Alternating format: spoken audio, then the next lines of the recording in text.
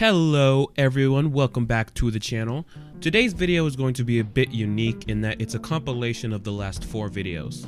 This is the director's cut of the full Roblox Iceberg series, which you probably already know of. In this video, I'm just going to combine the last 4 videos into one full-length movie, along with giving extra commentary on things like correcting entries, adding more insight, etc. I hope you guys enjoyed enough to give it another watch, and if you're new here, then you're in for a treat. Now I don't want to waste your guys' time anymore, so let's get into it, starting with part 1. A wise man once said, "I don't think I'm gonna make another iceberg video." A wiser man said, "Never trust a YouTuber." Yeah, I didn't think I'd be making any more iceberg videos cause, you know, the trend is kind of dying out, and I felt that I covered everything I wanted to cover. That was until I saw this beast. I got a lot of requests to cover this iceberg, or to cover the contents in it.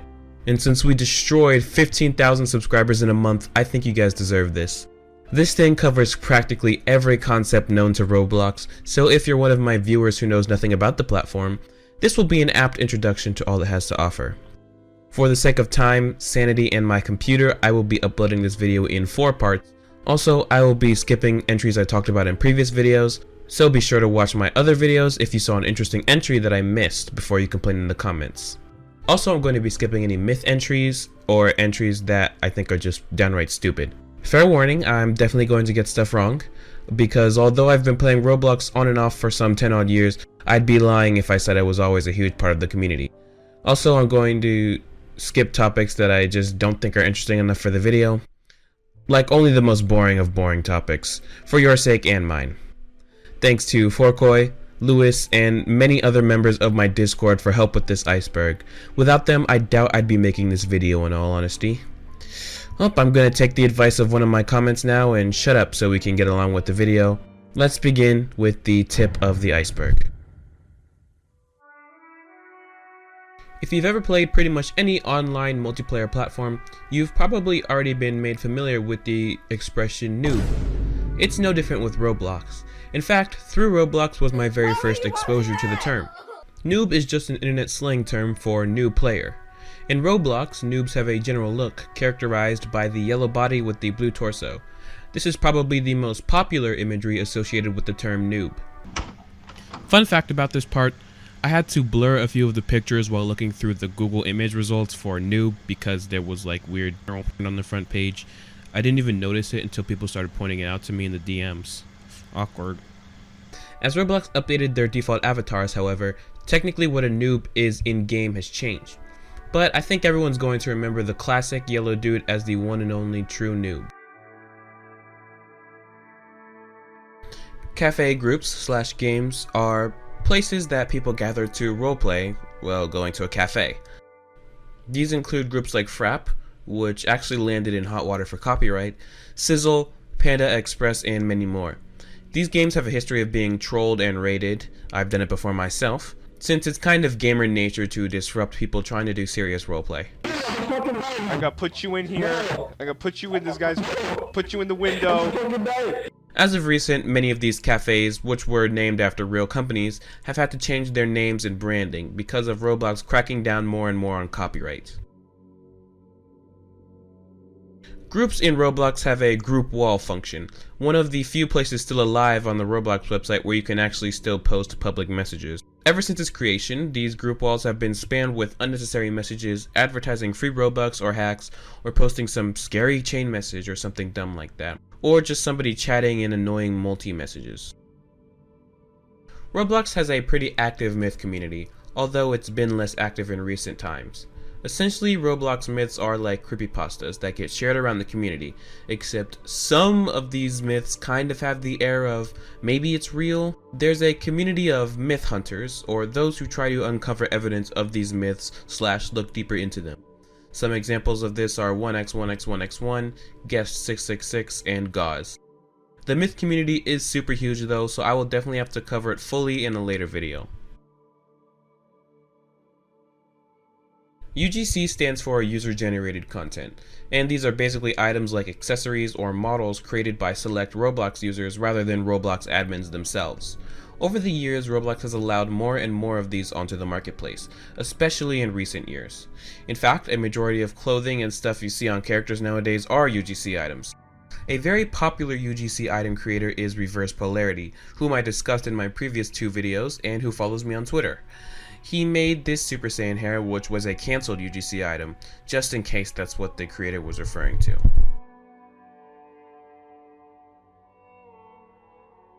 Listen, if you've had a Roblox account for any amount of time, you've seen these. Literally, there are so many ways scam bots will try to get you to click links and gain your personal information. I'm not even going to go through them. I've seen actual scam bots joining games as of recent, which is really annoying, but what are you going to do? Builders Club was Roblox's premium subscription program. You basically paid a monthly fee to get certain benefits that free users didn't get, mainly a certain amount of Robux every month, among other things. It had 3 tiers: Builders Club, Turbo Builders Club, and Outrageous Builders Club. Back in my day, I had TBC for a while, I think, thanks to stealing my parents' credit card. It's a credit card, and I'm going to be buying 400 Robux for this card. Now, she said I can only buy 1, but I'm going to buy some more. Now it's just been replaced with a standard premium Roblox kind of deal.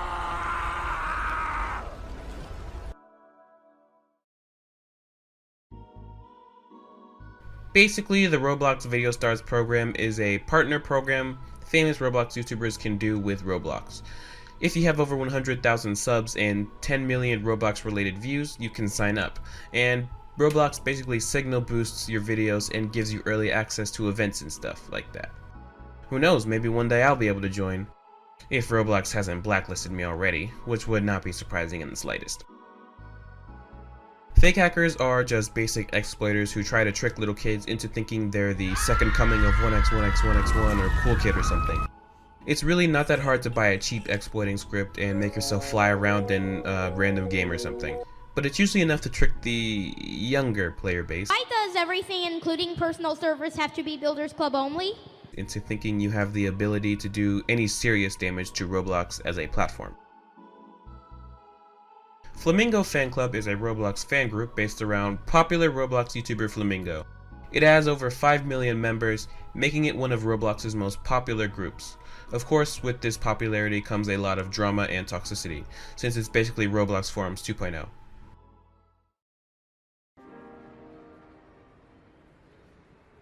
Griefers are just people on Roblox who want to disrupt serious gameplay in really any Roblox game.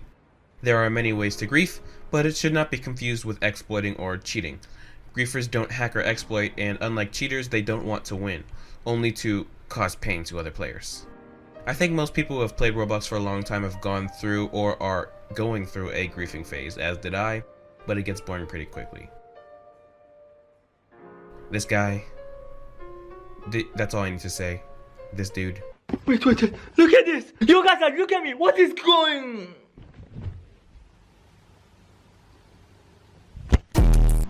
Just wanted to clarify that this guy obviously wasn't who the Iceberg creators were thinking about when adding this entry. He's not necessarily a clickbait YouTuber, just a bad one. To get better examples of clickbait YouTubers, just literally search up Roblox 1x1x1x1. Sometime in 2018, screenshots of a dev forum post were floating around, claiming that Roblox was going to remove the classic R6 models, and that Roblox was switching to an 18+ model. Of course, they were just doctored screenshots, something anyone can make with some good old inspect element, but it was good enough to where lots of kids bought it. Make sure to fact check before believing things like that. Some games exist solely for the purpose of stealing your personal information. A common tactic for some phishing games would have, once you joined, a fake maintenance window pop up on your screen, asking for you to log in. If you did enter in your details, whoever created the game would now have your account information stored, and you would have nothing to show for it.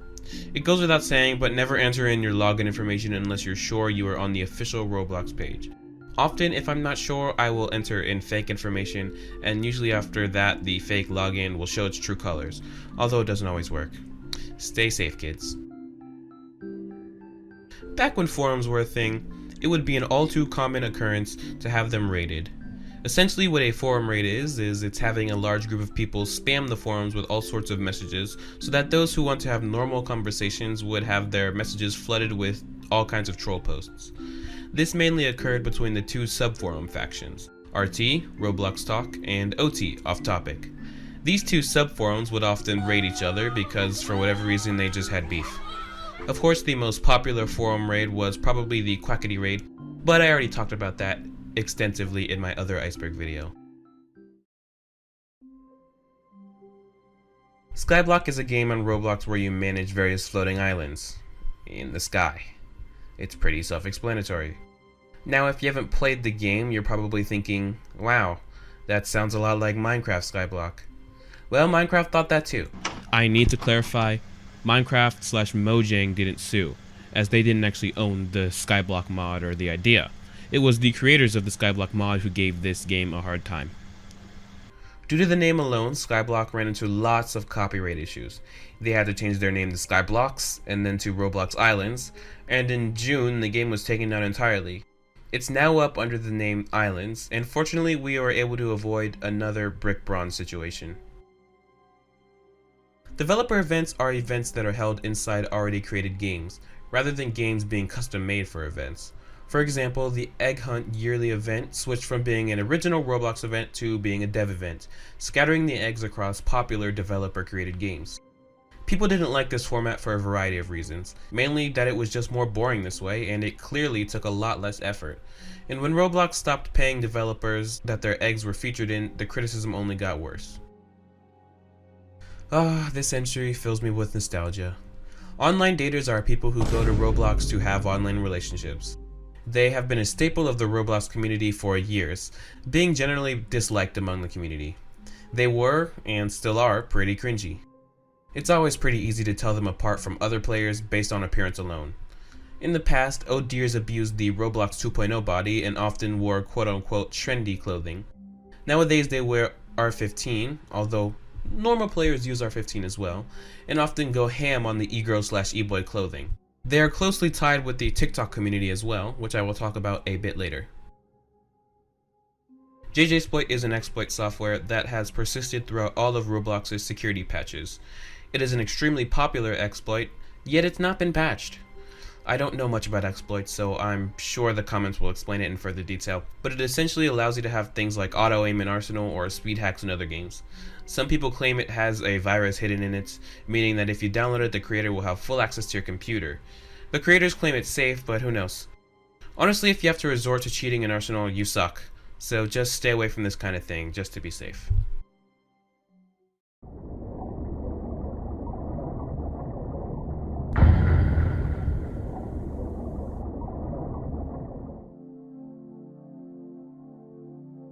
Cow Cow Man Man Thingit, or Cow Cow for short, was Roblox YouTuber Green Lego Cats 123's alt account.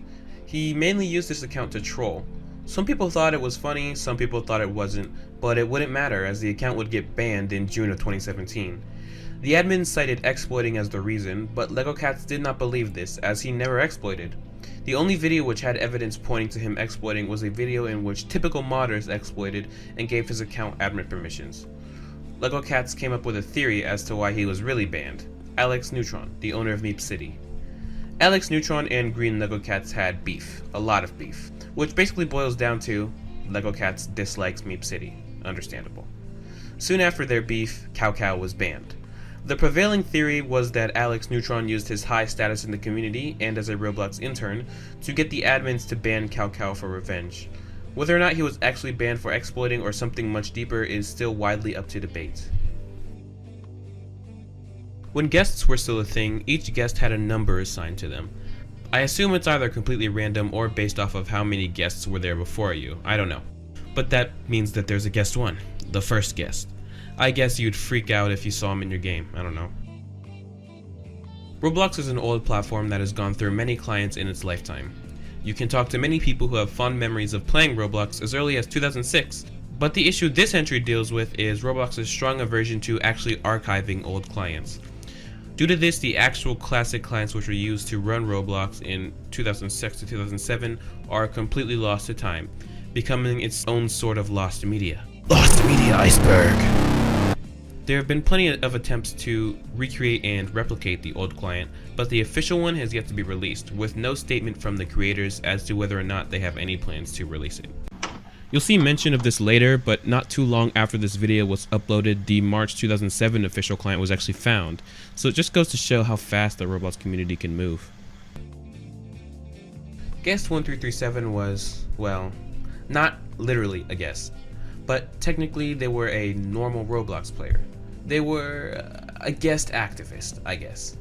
He protested on forums and in games for the fair treatment of guests. He argued that they were given a negative reputation for no reason and deserved the same rights normal players did. He was really vague about what the rights were, but whatever. He created a protest game that got 2 million visits in less than a month, so it's safe to say his message did get around. He was banned multiple times for spamming and was accused of exploiting as well. On February 11th of 2014, his account was deleted for good, and his activism for guest rights was put to an end. Not long after, guests were removed entirely, so I guess Guest 1337 never really got what he wanted. Just like the name suggests, spam models are free to take models, decals, meshes, and sometimes audios that are copied and uploaded over and over again into the library in hopes that the player will just take one since there are so many. Oftentimes though, these models have malicious Lua viruses that can take over games and severely limit progress in game creation. RubenSim is a very well-known Roblox commentary YouTuber, known at the time mainly for his Roblox Watch series. It took a look at various events in the Roblox community and criticized them through a satirical lens. Well, a majority of his, like most other Robloxians' criticism, was towards the moderation team. Because oftentimes mods just suck. Look at this dude.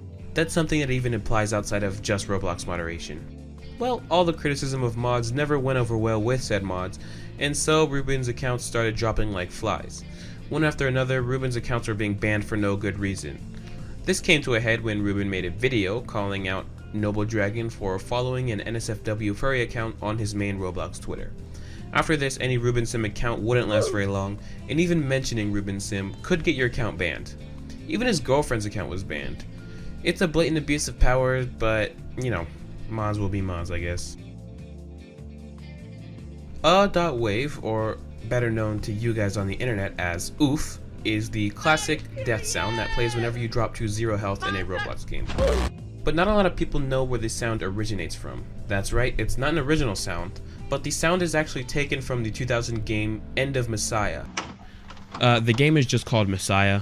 The clip is from the end of the game, so it's listed on YouTube as End of Messiah. Yeah, my bad on that one. Low-key though, I think End of Messiah is a sick name.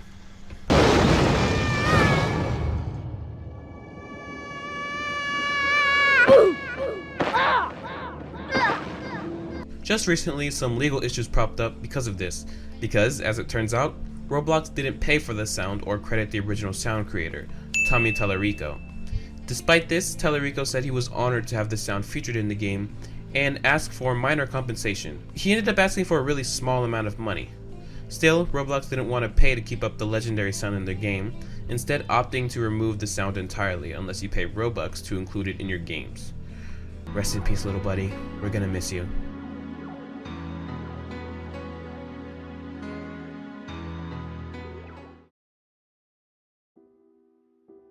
Actually couldn't find any information on this entry. I can only assume somebody managed to steal this roleplay, or the roleplay itself was actually a stolen game, similar to the Stickmaster Luke stolen games. I don't know, help me in the comments. This entry was never really figured out, but MLPFIM stands for My Little Pony Friendship is Magic, a popular kids show. Apparently the models might have been stolen from another game and the game got taken down or something, still not sure. Limiteds in Roblox are specific items that have a limited amount. This means that, naturally, an economy would form around these limited items. People buy and sell a variety of limiteds for wildly diverse amounts of Robux for a variety of reasons. I even have a few limiteds myself. It goes without saying that the less of a certain type of limited there are, the higher the price would be of that limited, and that does indeed ring very true for Roblox's limiteds. There are some limiteds that only one player in the entire world owns, because there was only one created, and there are some limiteds that are literally priceless. Yes, these limiteds are unobtainable because the accounts that had them were banned, and Roblox did nothing to distribute them. A good example of these are a few of the Roblox tablets. Some of the owners of those tablets' accounts were deleted, meaning that they couldn't sell the tablets even if they wanted to. So unless Roblox gets involved directly and redistributes the tablets, which so far they haven't, these relics will be frozen in time, unable to move hands for all of Roblox's lifespan. Again, I could find no information on this, but I can assume that some older Roblox clients pinged what's called a false positive on certain antiviruses, meaning that those antiviruses flagged it as a virus. This might lead people to believe that Roblox was a virus, but it's more often than not that it just detected some stray code that could be considered a virus. Roblox's moderation system makes it so that not safe for work audios or images don't get posted onto the catalog or put in games, but some creators have found ways to actually bypass the auto moderation. Essentially, they corrupt an image/audio file so it becomes unreadable through Roblox's auto moderation techniques, and then place the NSFW audio or image on top of that, allowing it to bypass Roblox's moderation completely. It's an interesting method that leads to a lot of images and audios being in games where they really shouldn't be. Now, I'm sure you know what TikTok is. At this point, it's been around for over 2 years now and has seen the rise and fall of many unique communities. One of those communities is, of course, the Roblox community. The Roblox TikTok community combines Roblox with the popular trends of TikTok, specifically the dress trends, meaning you're going to be seeing lots of Roblox e-boys and e-girls, unfortunately. Can't wait till we make some more food at home. Hey sis, don't you live on the 6th floor? I live on the 3rd. My bad.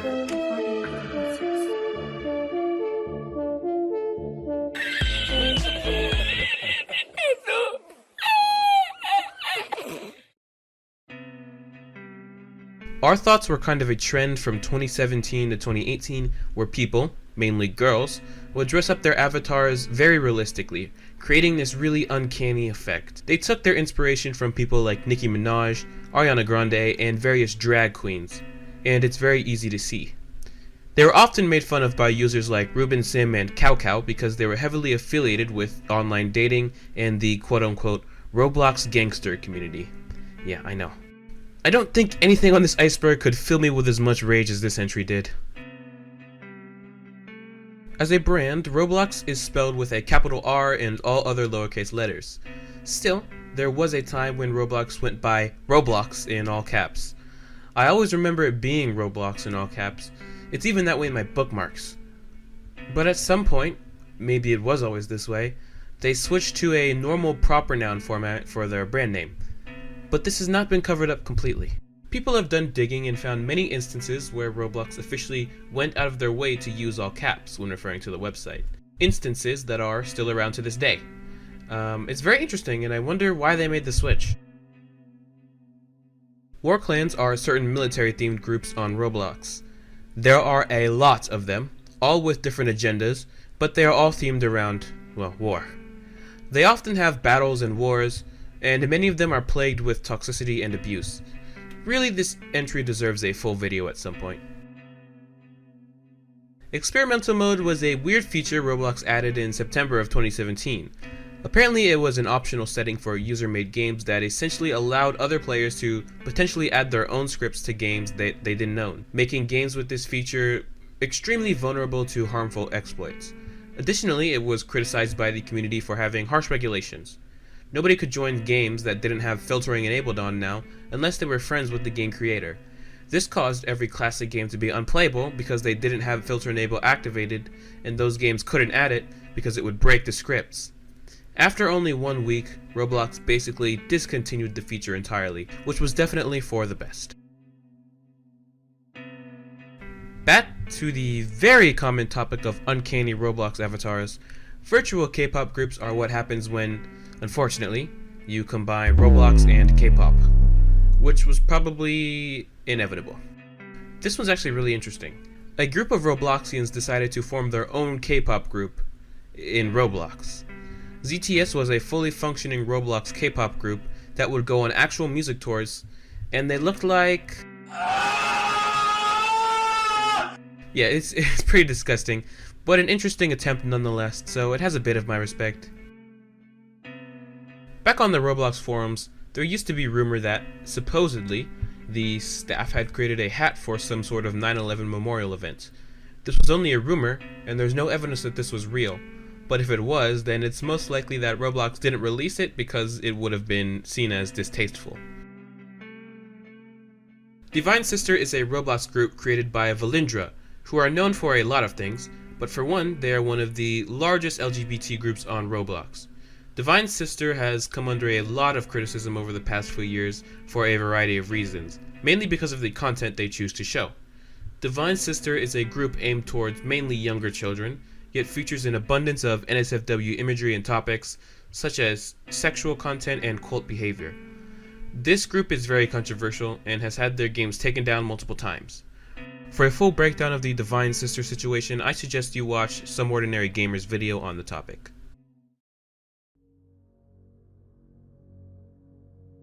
The Streets is Roblox's equivalent to a dark RP, but it takes place in the urban ghetto. It's an interesting thing to get into, but not scary, unless you count the horrors of low-income neighborhoods. I'm walking in the kitchen in this motherfucker. Look at this shit, man. That's why it was all the more scary and mysterious when players began to see a ghost appear at random spots around the city at night. At first, players didn't believe it was real, but there have actually been various recorded sightings, and it's clear to see that this was some Easter egg, probably for Halloween. Finobe or Finobe is a website that emulates classic Roblox, and it currently has the 2012 through 2016 clients. It is one of the most popular classic Roblox emulation sites, but has gone through a lot of controversy, with plenty of drama in the community and issues with the client. It does not even compare to the dumpster fire I will discuss next, though. Energy Cell is the creator of Graphictoria, a platform similar to Finobe, which was meant to emulate classic Roblox. Now that's all well and good, but Energy Cell and Graphictoria's existence was extremely controversial. It begins with RBLX Dev, which was an early platform meant to emulate classic Roblox. Energy Cell filed a claim to take that website down, claiming falsely that it was a phishing website. Not only did he do this, but he also stole code from RBLX Dev. This is only the very beginning of the controversy though, because the actual Graphictoria application did some very shady things. Upon installing Graphictoria, it would disable your antivirus so that it would not flag it. The application would log private information such as IP, hardware ID, and emails, and store it so that Energy Cell had access to all of it. Of course, this in itself is a bit fishy, but Energy Cell definitely used it to its full potential, leaking the private information of pretty much everyone he didn't like. If you signed up for Graphictoria, your information was screwed. Energy Cell often used this information to blackmail people into staying on the admin team, and if you left, you probably were going to have your IP leaked. Additionally, Energy Cell made 2 fake personas, claiming to be his sister and his girlfriend. On these accounts, yes, even on the sister account, he would post sexual messages directed toward himself under the guise of being the female accounts, as well as make sexual comments back. These were on public Discord servers for children. He also used one of the accounts to catfish an underage boy into sending a picture of his soul, which Energy Cell proceeded to mock and spread around. This is still not even close to covering the entire story, so if you want a full breakdown, please watch this video that covers the entire situation. Energy Cell, please stop muting me. What happened after this video was probably the wildest thing that has ever come out of this iceberg. Soon after releasing this video, I was harassed by Energy Cell and a couple of his fans before being blocked by him. It was all a bit bizarre. Either way, they claim that Graphictoria never disabled your antivirus. Multiple people have claimed it did, so I'm not sure which is right in that regard, but don't let that discrepancy undermine the rest of this dumpster fire, however. Energy Cell is a weird guy.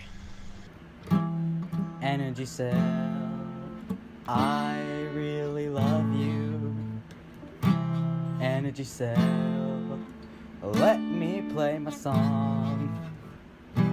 No, you don't like my stupid song.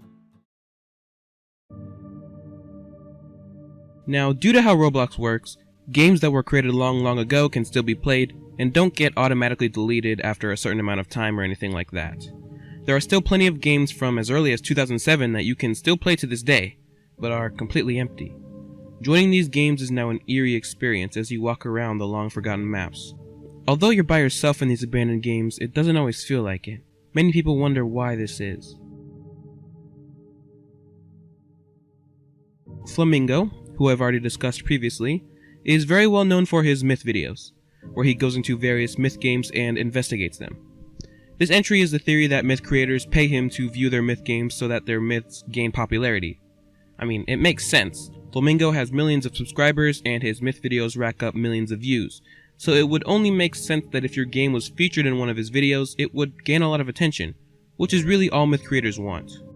Whether or not this is 100% true, of course, we will probably never know.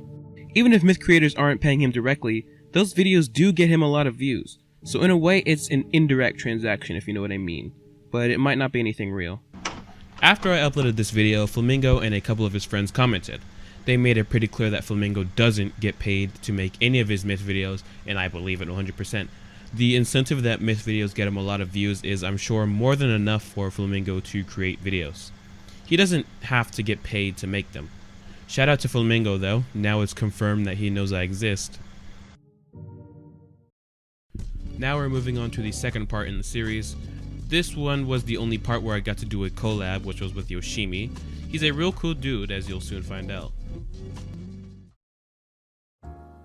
Ah, you're back for part 2. Good to see you again. Let's do a quick recap. In the last video, we covered layers 1 and 2 of the full Roblox iceberg, and today we will be covering the third layer. Now, this layer is pretty hefty, and I'm going to need some help. So joining us today will be Yoshimi. Hey guys, it's Yoshimi. I just want to give thanks to Toastee for having me be a part of this collab. I really enjoy his content, and it is awesome to be able to help cover this behemoth of an iceberg for you guys to watch. If you guys don't know, Yoshimi covered a different Roblox iceberg long before I did, but he also, does other stuff. Aside from Roblox content, I also like to cover obscure/lost media, internet mysteries, and music releases I enjoy. So if any of that sounds interesting, then please feel free to check out my channel after this video. If you like creepy content, you should definitely check out his channel. And if you like my stuff, you should definitely check out his Exploring Spooky Roblox Places series. By the way, this isn't even a collab plug, I just genuinely enjoy his stuff. Well, without further ado, let's jump into part 2 of the full Roblox iceberg. After extensive research, we believe that this entry is in reference to Survive the Killer's Kill House mode, a mode in which you could practice with various weapons on a shooting range. Very basic. Turns out we were straight up wrong on this one. Survive the Killers is a completely different game, and that game had a practice room where there was actually a ghost that would just sit out of bounds. That's about it. Austin Roechle, better known as Nimbles, was a Roblox game developer. They were well known for making games like Egg and Wait for 4 hours to Leave a Room. On May 17th, 2020, Nimbles passed away at the age of 21. At first, nobody knew why. Their family requested that their cause of death remained private, but on May 31st, 2020, Nimbles' Twitter account posted a scheduled tweet linking to a now-deleted secret tagged GitHub post named goodnight.rbxl, which read the following. If you're reading this, I've probably been missing for 2 weeks. I'm not alive anymore. On May 17th, 2020, I took my own life. You're the best thing that has ever happened to me. Thank you for being with me. The support and love and friends I've made have kept me going as long as I have. I definitely wouldn't be writing this if you weren't here for me. I wanted to keep going until I finished all my projects, but I won't ever be finished with them. Haha. My work is one of the few things I can find joy in, and I'm glad I was able to share it with you. I'm sorry if you expected something more personal. I didn't write any personal letters. That's a lot of writing, and everyone would be similar to this. Good night. Nimbles, May 17th, 2020. Rest in peace, Nimbles. You left us too soon. If you're ever feeling depressed, ending your life is never the answer. Please talk to a friend or call your area's suicide hotline. In 2007, Roblox ran a contest where 3 judges watched a variety of funny Roblox YouTube videos. Whichever video won would get a custom hat designed for them as well as 1,000 Robux. The video Roblox Gone Crazy by JJ5x5 was crowned the victor, and they got a white top hat made for their achievement. This hat now goes for around 80,000 Robux nowadays. Little Angel's Daycare is a seemingly innocent roleplay game where you can do things like attend school, raise children, and hang out. The game is extremely popular with over 30 million place visits. Little do the large majority of users know, this game had a dark secret buried beneath the surface. One day in 2017, an exploiter, supposedly typical modders, discovered that there were a series of rooms deep below the playable area that could only be reached through no-clip hacks. First, there is the rather innocuous newsroom, but below that lies a nutshack room, and then below that lies a room with 6 small jails, some pentagrams, and an Illuminati symbol. This was a fully blown satanic ritual room. Now, I could continue to keep the air of mystery and general spookiness around this entry by saying, "Ooh, the creator of LAD is a Satanist," but in reality it's just a joke room. Kind of a weird joke considering it could jeopardize the thing that is most likely making you a lot of money, but oh well. Believe it or not, Roblox was not always marketed as the little kids game you know it as today. It used to be marketed towards younger teenagers, but around 2010 they shifted their marketing towards younger children, like 6 to 8 years old, by making building tools easier to use and making the graphics a lot brighter and more colorful. This was most likely just because they were beginning to get sponsorships from companies also marketed towards younger children, so it was generally a lot easier to just shift their demographic, and it made a lot more sense. The Great Strategy, or the 2006 Roblox theme song, was a song made by Bad Liz, a Finnish musical composer. It went on to be featured in the game trailer for Roblox in 2006, making it the OG or original song by many as it was released 1 month after Roblox release into the gaming genre. The song can be found on Spotify, iTunes, Deezer, and Tidal, as well as YouTube itself. Roblox Rally was the very first Roblox convention. It took place in the Palace of the Fine Arts in San Francisco on August 1st. From what I can tell, it went pretty well. They discussed future updates coming to Roblox and had various Q&A sessions, along with giving out rewards to players. There were no more Roblox rallies after this event, making it a one-of-a-kind experience if you managed to get there. Egg drops are Roblox's very first attempts at making Easter egg hunt events. Egg drops took place on Easter and the week after every year from 2008 to 2010. 2009 featured no official egg drop. What it would be is random eggs all falling from the sky of any game where the creator enabled egg drops. The eggs were all available to pick up, and as soon as you did, it would appear in your inventory as a hat. If you had a free-to-play account, you could pick up a maximum of 6 unique eggs. If you had Builders Club though, you were given the Egg Basket gear item that enabled you to pick up as many eggs as you wanted. It was an interesting idea, but players wised up, creating games specifically for egg drops called Egg Funnels. These games were gigantic funnels that covered the entire base plate that would collect all the eggs and funnel them into the center of the map so non-Builders Club members could avoid accidentally collecting eggs they didn't want and pick and choose from the contents of the pile. The creation of these funnels actually caused the admins to retire the egg drops idea entirely and come up with egg hunts so that players would actually have to work for their eggs. MSC6 was a super moderator on Roblox and is generally considered to be one of the most hated moderators on the platform. Many people disliked her for how much she abused her power and platform, banning anyone for saying anything she deemed to be out of line. Some people even thought she was a bot at some points. Even Master Chief Alpha, one of her coworkers, joked that MSC6 is actually a highly advanced search and destroy cyborg. Now, from what I know, Vaccine Script seems to be referring to a Lua virus that has been circulating since 2010 that copies the host script and pastes it into every part of the game's workspace, which might cause lag in some games. This is one of those malicious scripts that you find in free models, so be careful. Sorry guys, looks like we have another entry on the Lost Media iceberg. In terms of Roblox, we couldn't find anything on Temple of the Zombie besides a single post by a user named Reverse Builder asking about it and mentioning user Namiko Namiko. Now, researching Namiko Namiko brings up nothing but deprecated posts about a certain Roblox iceberg. Was it the same Roblox iceberg? I don't think so, because the comments describe an iceberg that doesn't quite match up with ours, but still, this whole situation just leaves me scratching my head. So Namiko Namiko actually found this video and helped us out with this entry. Temple of the Zombie was just an old zombie game that disappeared out of nowhere, so we were about right on that one. Still no footage of it or anything, so it's gonna stay on that Lost Media iceberg. This was a cancelled event that was sponsored by Nickelodeon.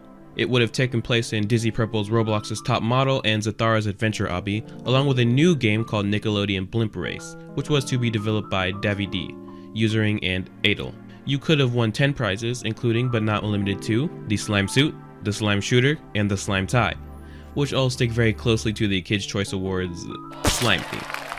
Unfortunately, the event was cancelled due to some copyright issues with Nickelodeon. Not sure exactly how that managed to happen. Rest in peace. What Will You Build is a 30-second Roblox TV advertisement uploaded to YouTube on August 23, 2012 that shows a variety of things Roblox has to offer. The ad features building creations such as a replica of the Eiffel Tower, an experimental jet while showing gameplay of the game Jet Wars Advanced Battle, as well as boasting millions of players are building in Roblox. There are some rather interesting errors to this, such as in some scenes, real gameplay is not actually shown. This can be seen in certain shots such as the sniper scene, where scopes didn't actually work like that back in 2012. Various assets are also shown such as water and skyboxes that didn't exist until 2013. Also, a Minecraft TNT block is shown for some odd reason. Take with this what you will, it is definitely a strange advertisement. Roblox. What will you build? Roblox.com. Now, if you don't know, Vault 8166 is a Roblox myth/creepypasta. It's a facility where supposedly certain hackers or important people had access to that gave them control over all of Roblox, allowing them to do pretty much whatever they wanted in games, like use admin commands and such, or take control over every Roblox account. This entry claims that Vault 8166 is not a myth and it's not actually a physical vault, rather a collective of powerful hackers with a variety of bots and exploits that give them access to Roblox the way the myth claims they would have. Now, there's no evidence such a thing existed though, and I highly doubt it's real, but it's interesting to think about. I don't know. Players who invited 3 or more friends to Roblox via email would gain the Inviter badge. This badge was retired in October of 2013, meaning that you can no longer get this badge, but it still appears on the profiles of those who received it, making it quite a rarity to have. In a generally unknown game called Greenwood Town, there was a strange room with blood markings on it, multiple torture devices scattered across the game, and a ghost in the town's sewers. Not much is known about it, but it is assumed to be a victim of some sort of murder. Okay, first of all, I believe that the poster actually means Hospital Nightmares 3, not Hotel Nightmares 3. No game seems to have ever existed under that name.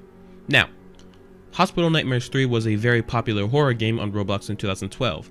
It mixes the very popular obby content with horror, and it was very effective in scaring children, including me, at the time. The lobby is the classic cafeteria area that you start off in. Was there possibly another unused version of this lobby lying around? I don't know. Unfortunately, I couldn't find anything about it. Throw it in the lost media iceberg.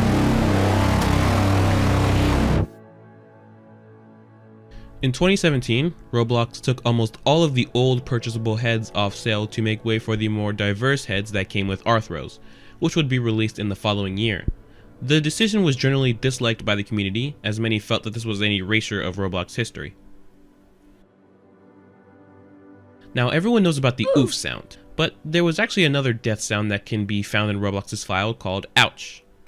Basically, nothing is known about it, but it is speculated that this sound was found on an illegal free sound website, and it was meant to be the sound that played whenever the player was damaged, but it was taken out due to being too annoying. Turns out a lot of you may have actually recognized this sound. That's because it was used in games outside of Roblox, such as Blox World.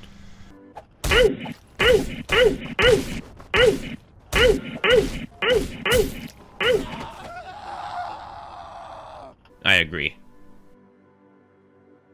Personal servers were a feature on Roblox where, if the player wished, they could mark a game they were creating as a personal server.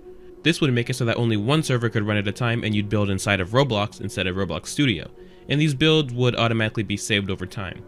You could also assign ranks inside personal servers, which would grant players the abilities to do different things inside the game. Many players garnered around personal servers, and it eventually became its own community, with building personal servers quickly becoming the most popular because you could promote people to become a member and let them build inside your world. They were later replaced by Team Create in 2016. The paper hat is a hat that was added to Roblox in 2009. The texture itself has a headline that says, "Telemon releases the new future of Roblox." Wait, did you say years? which hints towards the gears that would come out in the next few days. The first gear was released the same day as the paper hat, which is the Roblox Classic Brigand's Sword. The Cruise was a 2013 event that was cancelled for unknown reasons. It was going to have its own custom game that would have had a Survive the Disasters theme and would have been developed by Hot Toth. You would have earned 2 hats, a Mecanivore, and the Grug package. It was probably cancelled for the better, because I wouldn't want to see people walking around in that package. Roblox clans were yet another deprecated feature. Now this iceberg has a lot of these, which is fine. It's interesting to remember all the features Roblox tried out in the past. Anyways, clans were introduced in 2014 as a connection to player points that would add more depth to groups. If you paid a certain amount of Robux, you could turn your normal boring group into a clan. Clans would compete for a top spot on the leaderboard. Basically, players would gather player points through playing any Roblox games, and then the clan score would add up their total amount of player points and put them on the leaderboard. This feature was removed in 2018 when player points were scrapped as well. m.roblox.com was simply a mobile version of the Roblox website, created in 2016. The mobile website gave users special items that could only be accessed on a mobile phone, such as the Jacko mask. However, users were able to figure out a method to get these items on PC, which many believe is what led to Roblox eventually shutting down the entire website the following year. Gooblox.com was a 2007 April Fool's joke made by John Shedletsky, in which he said in a blog post that Google bought Roblox for $380 million. It was then debunked by someone which pointed out those errors. The use of the word noob, the $380 million considering the early stage of Roblox, and the fact that Google didn't buy the Gooblox domain. David Bazuke then made a blog post congratulating the user that pointed out the mistakes and said that he had already bought the Gooblox domain. Still, to this day, typing gooblox.com just redirects to roblox.com.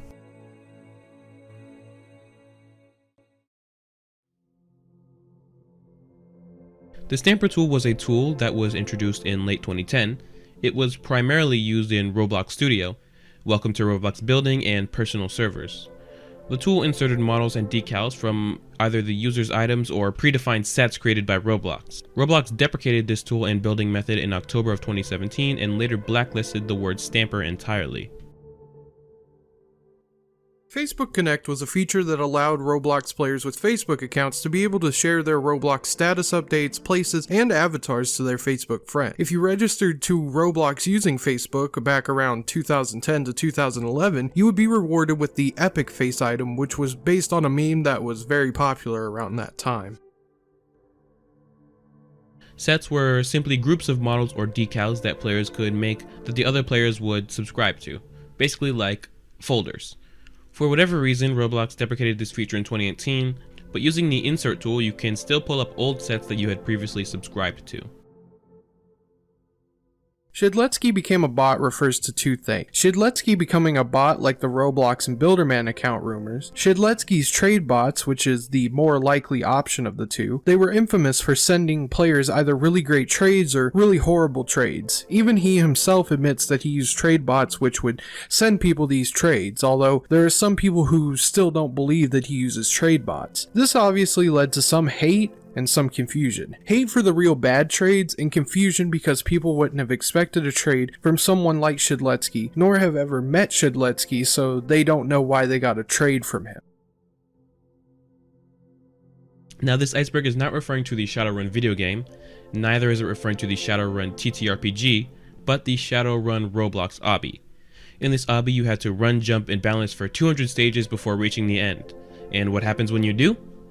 You're transported to a dark game called Loneliness Simulator, where you sit at a solitary bench entrenched in darkness. A path of dim light leads you to two quotes about loneliness. We live as we dream, alone, and solitude is fine, but you need someone to tell that solitude is fine. Additionally, there is a pair of red eyes watching you in the distance that you can never reach.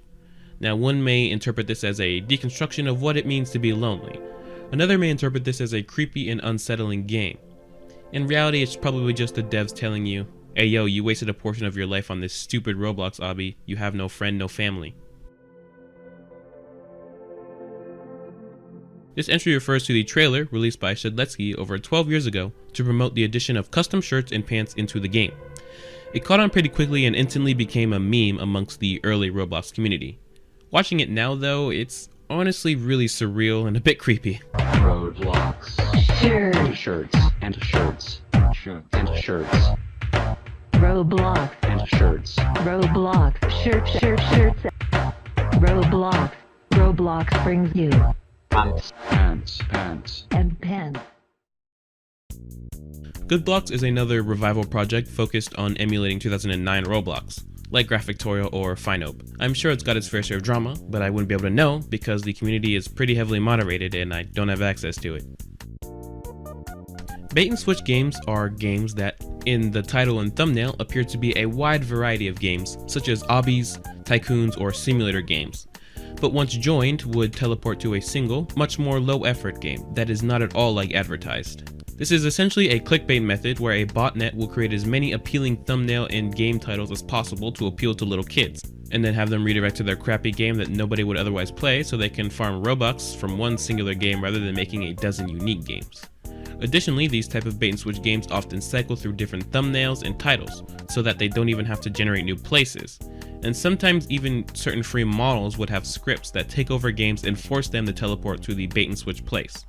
Just another scummy money grab tactic that you should expect by now from the Roblox community.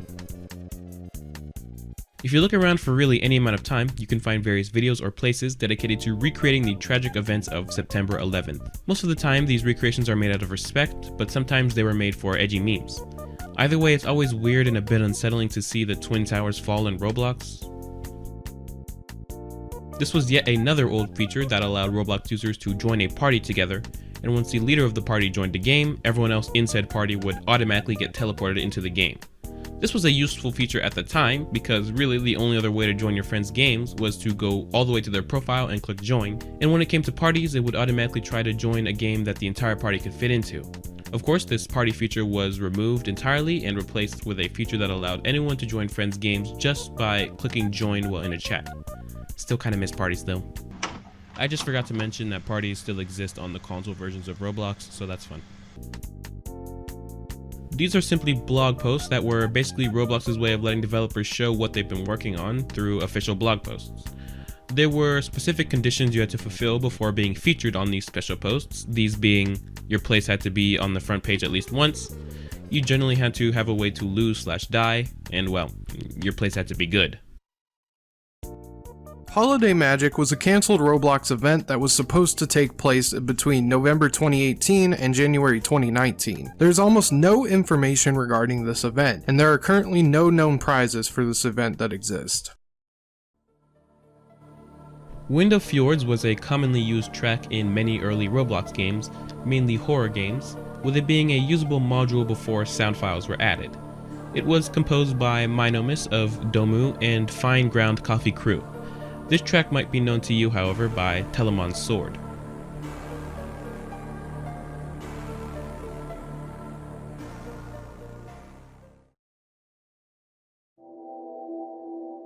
On some occasions, exploiters in Roblox use their abilities to perform lewd actions on a random victim, locking them in, well, inappropriate animations. The most infamous case of this was when this happened to a 7-year-old girl and it was reported on by The Insider. Some of y'all are messed up. Pre-2006 games out of bounds. This topic has been widely disputed on what exactly it could mean. Researchers claim that it could regard a few things. First, it could mean that you could access out of bounds areas in older versions of Roblox games through glitches and exploits. It could also mean that you couldn't build outside the base plate in older Roblox clients. However, either theory is hard to test considering many of the older Roblox clients are still considered lost media.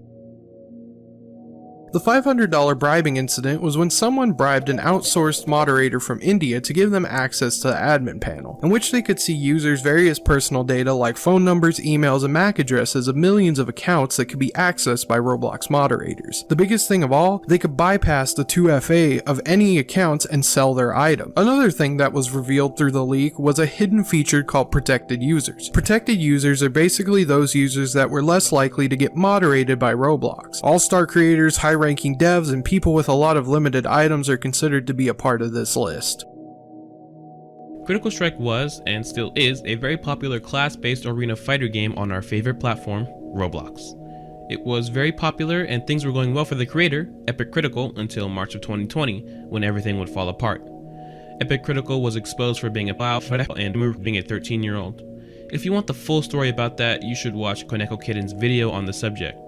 After this, of course, he quit Roblox, leaving it to his dev team to continue work on CS, but they too quit, leaving the game dead in the water. That being said, it still has a rather sizable active player base, which I won't make any comments on. Play Strife instead. Back when the Roblox forums were first created, the main subforum was General Discussion. It was changed to Roblox Talk, or RT, because it was confusing. General Discussion didn't mean discussion about anything, it meant general discussion about Roblox, so it was just changed for more clarity, that's all. These are games that are either replicating or inspired by the Again, some of these may be made out of respect, but most of them come off as extremely insensitive at best. It's honestly wild that some of these games are still up on the platform.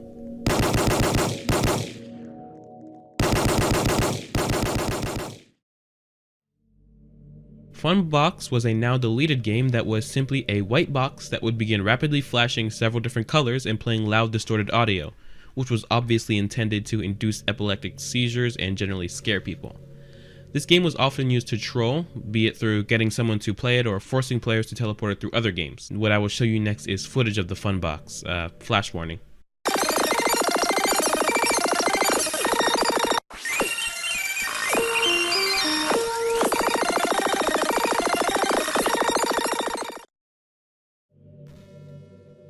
Roblox is a platform which generally moderates their usernames very closely, obviously not allowing for swear words to be put in usernames.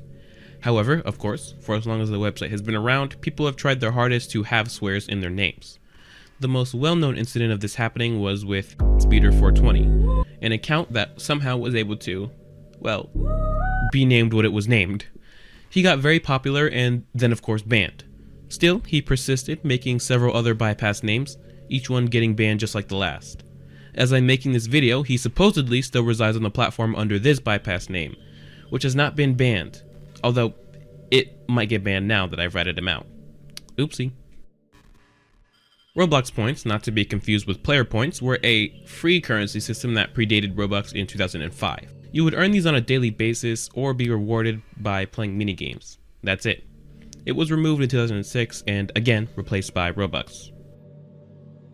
TBC only items refers to when some hats on the Roblox catalog were restricted for TBC/BC/OBC only members. You would usually find BC only items though, because the only TBC only item that was available on the catalog was just the TBC skateboard. Otherwise it was all BC only or higher. I'd assume that some items were also locked for TBC but then were cancelled behind the scenes, so now we just have BC only items. These were later replaced with premium sale items.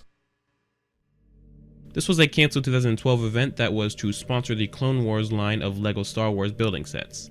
It is unknown why it was cancelled and little information was known about it until 2019 when the Darth Vader and Clone Trooper rigs were publicized, assumedly to be used as packages.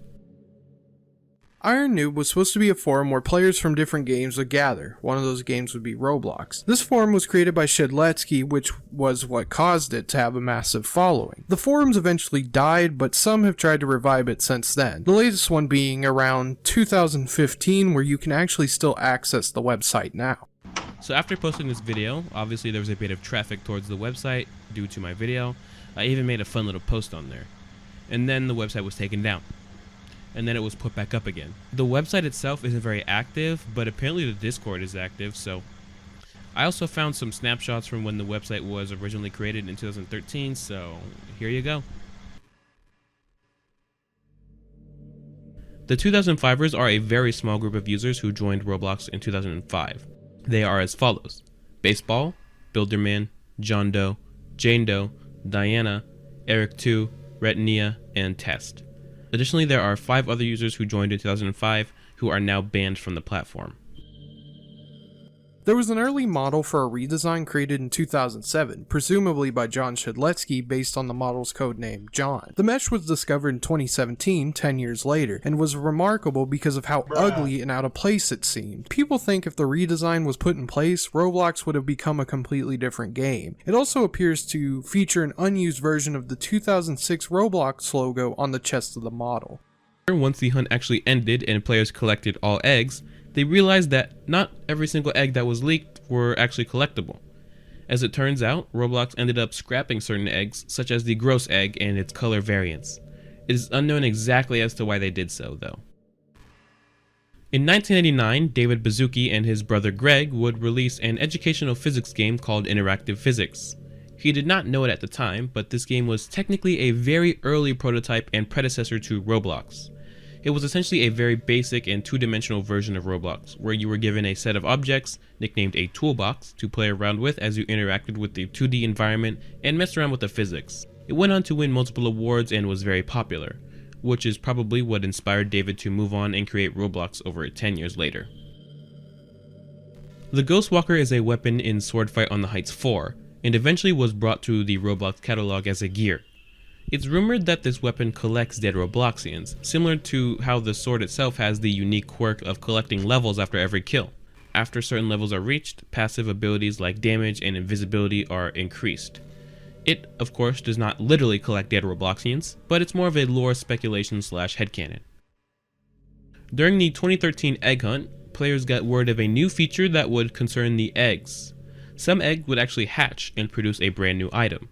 The scrambled egg was one of the rarest eggs of 2013, and many players speculated, would this one hatch?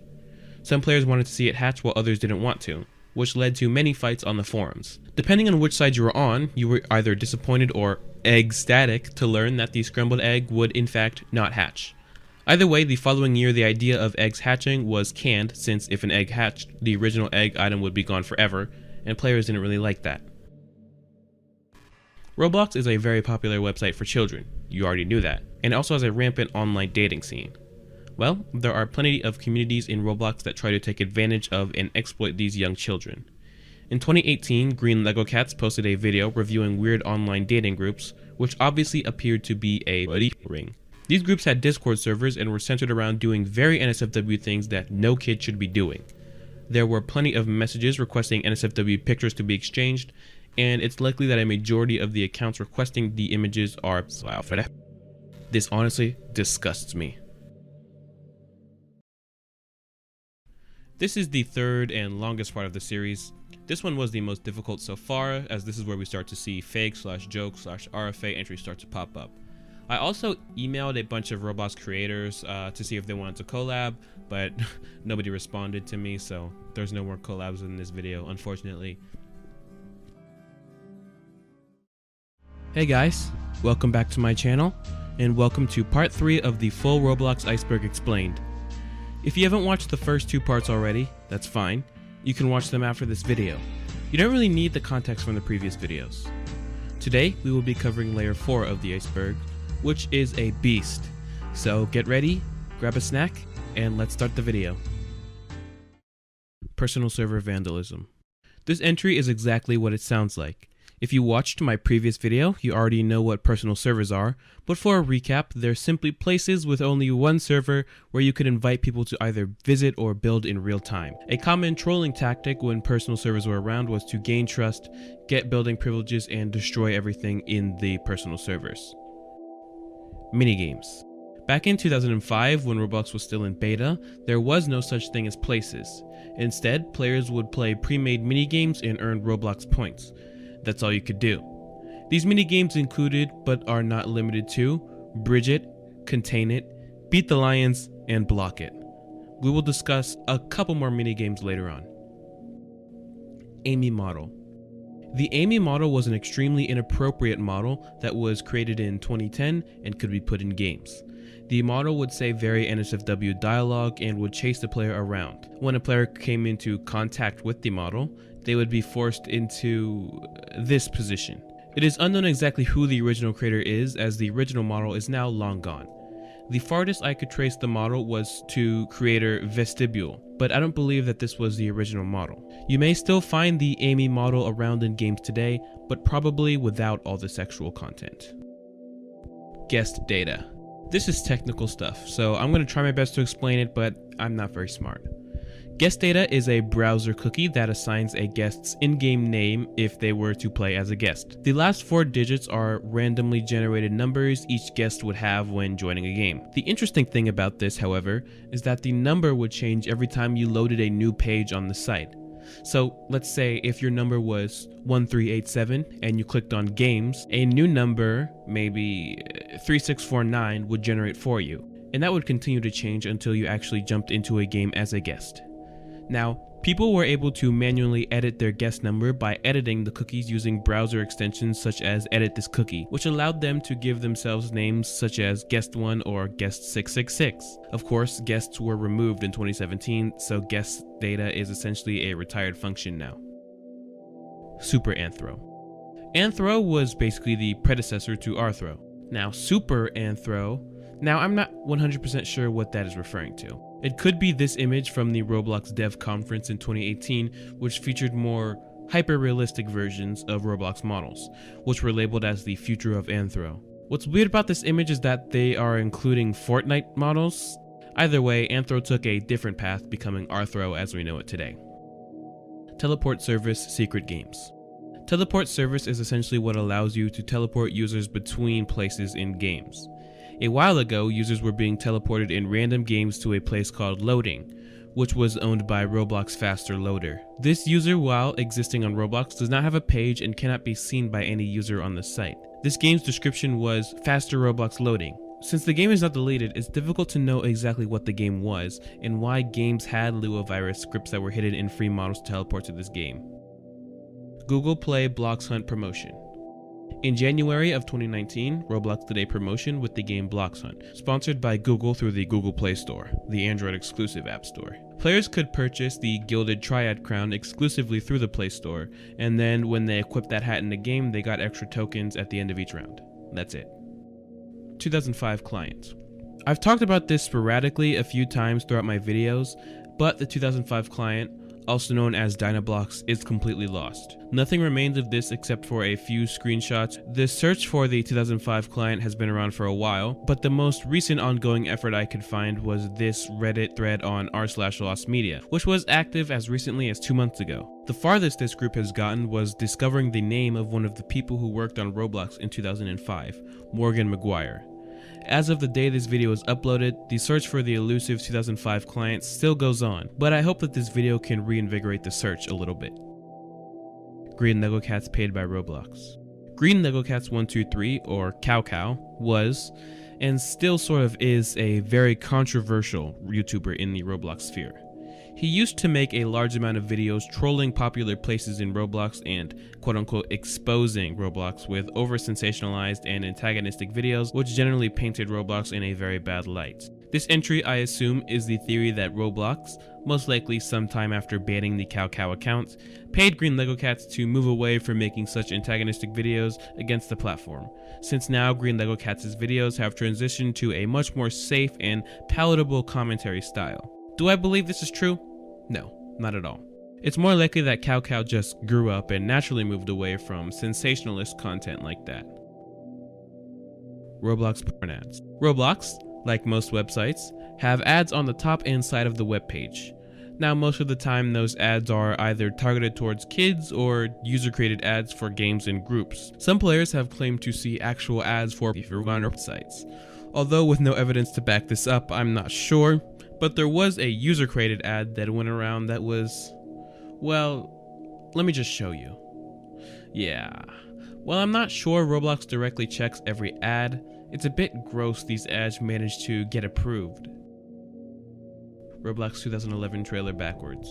In 2011, Roblox released a new trailer. It was pretty run-of-the-mill. This entry refers to the controversy around what would happen when you reversed said trailer. You would hear some random dialogue that doesn't really make a lot of sense. I mean, the only thing I could make out was possibly like the S word, but that's about it. I mean, there's some weird growling noises, but nothing much. footsteps in single player. Some players claim to have heard footsteps when they should not have, in single player games where nobody else should have been around. It is practically impossible to prove these claims, but some people do claim to have heard weird footsteps while playing single player games that should have no other people walking around. The cause of this could be anything ranging from paranoia to Roblox ghosts. We'll never really know. Game test sites. Game test sites were Roblox websites that were used to test certain features and website designs. They were basically isolated versions of Roblox. If you made an account, your Robux and items were separate from the actual official Roblox platform and were subject to be reset at any time. This made things like giving players 1 million Robux for testing viable, because they didn't get 1 million actual Robux on their actual accounts. Apparently, these game test sites were actually the main reason for the April Fool's hack of 2012. A user was able to log into a game test site masquerading as an admin and getting their Roblox security code, which was actually the same as the Roblox security code used on the official Roblox website. All game sites are currently deleted now. RSG Space Station. The RSG Space Station is a game created by developer Guest0000 sometime in 2010 or 2011. At first, it appears to be a normal game about a space station, but it hides a dark secret. When you join the game, you are spawned in a blue room with one hallway. Going through that hallway will lead you to a red rectangle that you can enter. Once entering, it will lead you to a bridge with a black void. Jumping into this void will lead you to a black base plate with trees and an entrance to a room with black walls, ceiling, and floor, with the epic face on it. Walking away from the epic face will lead you to a hallway, and at the end of it there is another epic face, this time with its mouth upside down. In one of the corners there is a very small entrance to an epic face, this time with red eyes, angry eyebrows, and an upside down mouth that's drooling. Once passing this, you will finally enter the black room with a dark figure that is in the room. This exchange led to the creation of the Black Room, one of the most popular creepypastas on Roblox. The RSG Space Station was either privated or taken down and is no longer accessible. Eric Castle's death censored. Eric Castle was the co-founder of Roblox who died on February 11th, 2013. This entry, I don't know much about it. Eric Castle's death was made very public, so maybe the censoring was in Roblox games? I'm not sure. Crossroads Black Rooms. This may refer to the existence of black rooms in the classic Roblox game Crossroads. Referring to the RSG Space Station entry, the black rooms are small, black rooms that cannot be escaped from once entered. There is no proof that any black rooms exist in the Crossroads, however. Xbox One S Roblox Bundle. You can buy certain bundles of the Xbox One S with Roblox. If you do so, you get 3 exclusive packages, some items, and 2,500 Robux. The 3 bundles are Bryke Tyson Featherweight Champ, Metal Menace Mech, and Kijo the Vengeful Samurai. The items are Xbox One S Roblox Bundle, World Championship Belt, Mecha Domino Crown, and Kidomaru the Cursed Blade. You can still find these bundles today. Roblox Alpha. When Roblox was in its alpha stage, it was actually called GoBlox. It then switched soon after to Dynablox and finally, of course, Roblox. There is no known footage of this alpha, however. Mike's Paintball Tournament. Mike's Paintball Tournament was a contest that was held in the game Ultimate Paintball by user Mike's in 2007. The contest had 32 teams consisting of 5 players for each team, and they would compete for 2 rounds consisting of 15 minutes. It was a classic tournament style, so if you lost, you were out. In the end, the Super Mario Strikers won with Metal Mario, Ape 911, Hexapoda, BLX HD, and Madman 1234. Very cool. Trump hacking incident. Back in 2020, some amount of Roblox accounts were hacked and changed to spread pro-Trump propaganda. As it turns out, most of these accounts were victim to an info leak on the platform, allowing the hacker or hackers to access their accounts. Unfortunately, hacking a few accounts and putting Trump 2020 was not enough to sway the vote, I guess.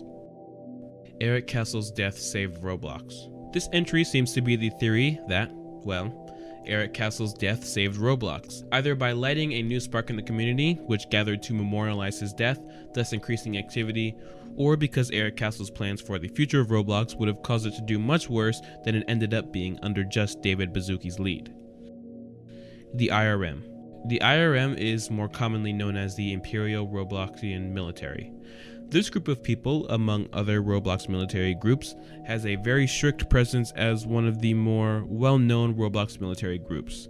It has been accused of being Nazi propaganda and has been raided multiple times by people such as Flamingo and others. Nazera Origins. Nazera is a Roblox song that could be used for free in many Roblox games since 2011. Now, what many people do not know is that it is not an original song. Not exactly. It's a compilation of 3 different songs. The first part is Pull Me Out by Jeremy Philip Holt. The second part is Rain by Playhead. And the third part is Investigation Medium, which is just a default iMovie song. In the end, although Nazera is 3 different songs, it is mostly known for its midsection, Rain. So in the end, I guess it might as well be just Rain. Roblox brainwashing. This is just the sentiment that Roblox is brainwashing children. Many parents and news outlets claim that children are having their minds melted by Roblox's many inappropriate games and such. Code reading. In March of 2020, Roblox made an official post announcing that they read and review the code of all games posted to the platform, and games which code is automatically flagged as inappropriate or offensive can be taken down and the creators banned. This announcement received a lot of backlash from developers in the community, who did not want others to read their code. To a developer, a game's code is often private and personal, and for others to read that, I would imagine, would be like, in a way, someone reading your stupid nerd diary. Despite the backlash, Roblox hasn't, as far as I know, stopped reading and flagging code, so. Do a flip. This entry is most likely in reference to this copypasta. 97% of teenagers would cry if they saw Justin Bieber on a tower about to jump. If you are one of the 3% sitting there with popcorn screaming, "Do a backflip!" then copy and paste this to all your contacts. Back in the day, many Roblox users would have this copypasta in their profile descriptions, or they would send them to others through messages. Although this entry has its place in Roblox, it is certainly much bigger than the platform itself. XSceneX.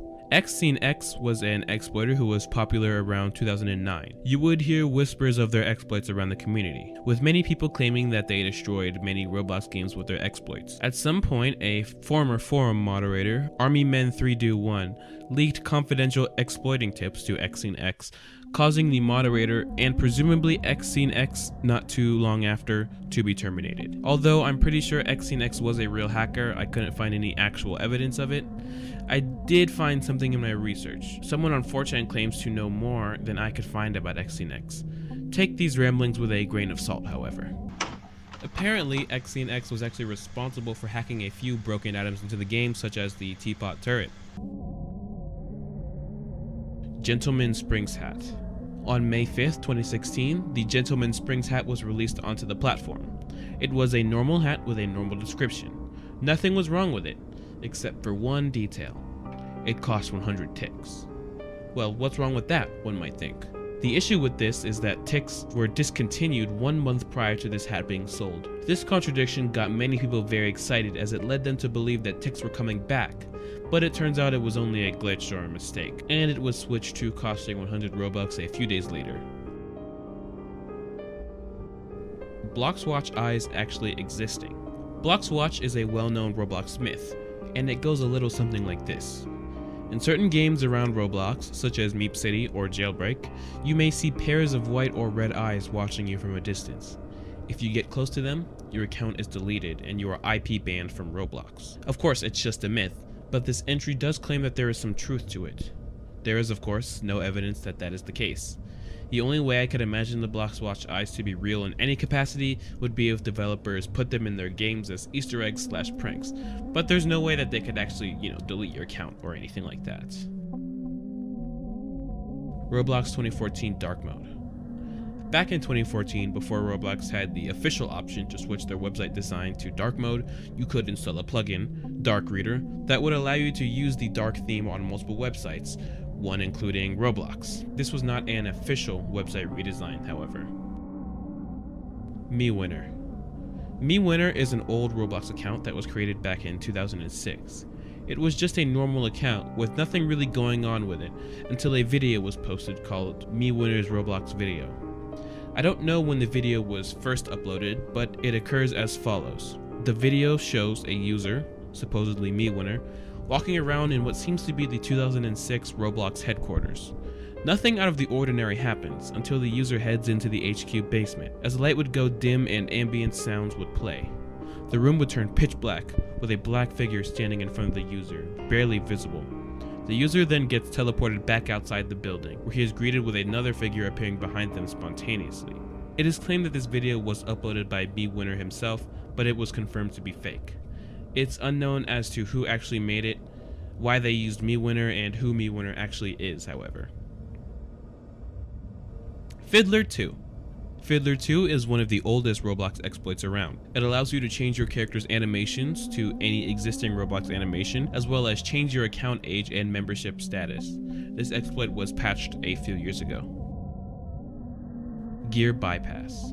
Throughout Roblox's history, there have been multiple breaches of security which allowed players to bring any gears they wanted into games which normally did not allow gears.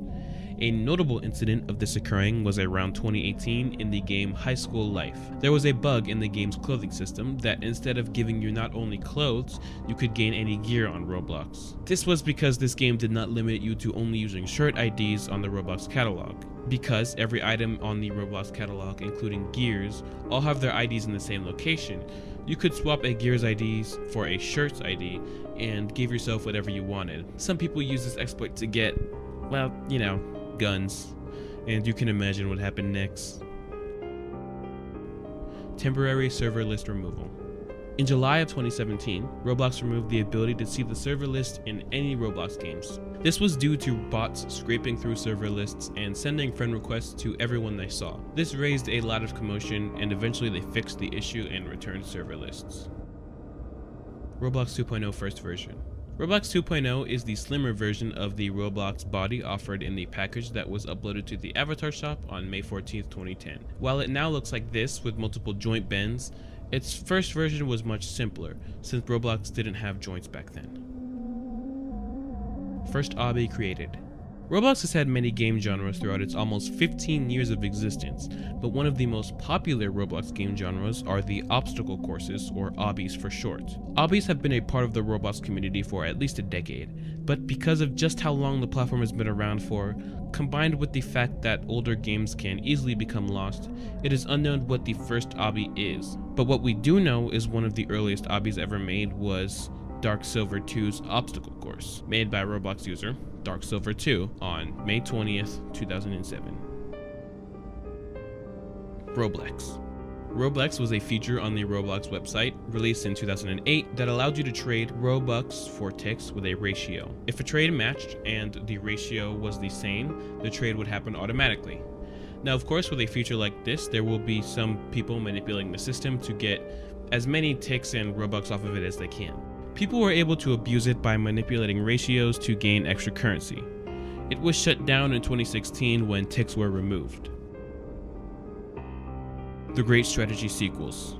As covered in the previous part, the Great Strategy song is a song created by Badills back in 2005, and it is widely regarded as the Roblox theme due to its use in the trailer. What is less known, however, are the two sequels released in 2016 and 2019, simply called The Great Strategy 2 and 3 respectively. There are also multiple other versions of these songs, such as The Great Strategy 3B and The Great Strategy 2 Revision. I'd like to play all these songs for you right now, but I suggest you just look them up by yourself.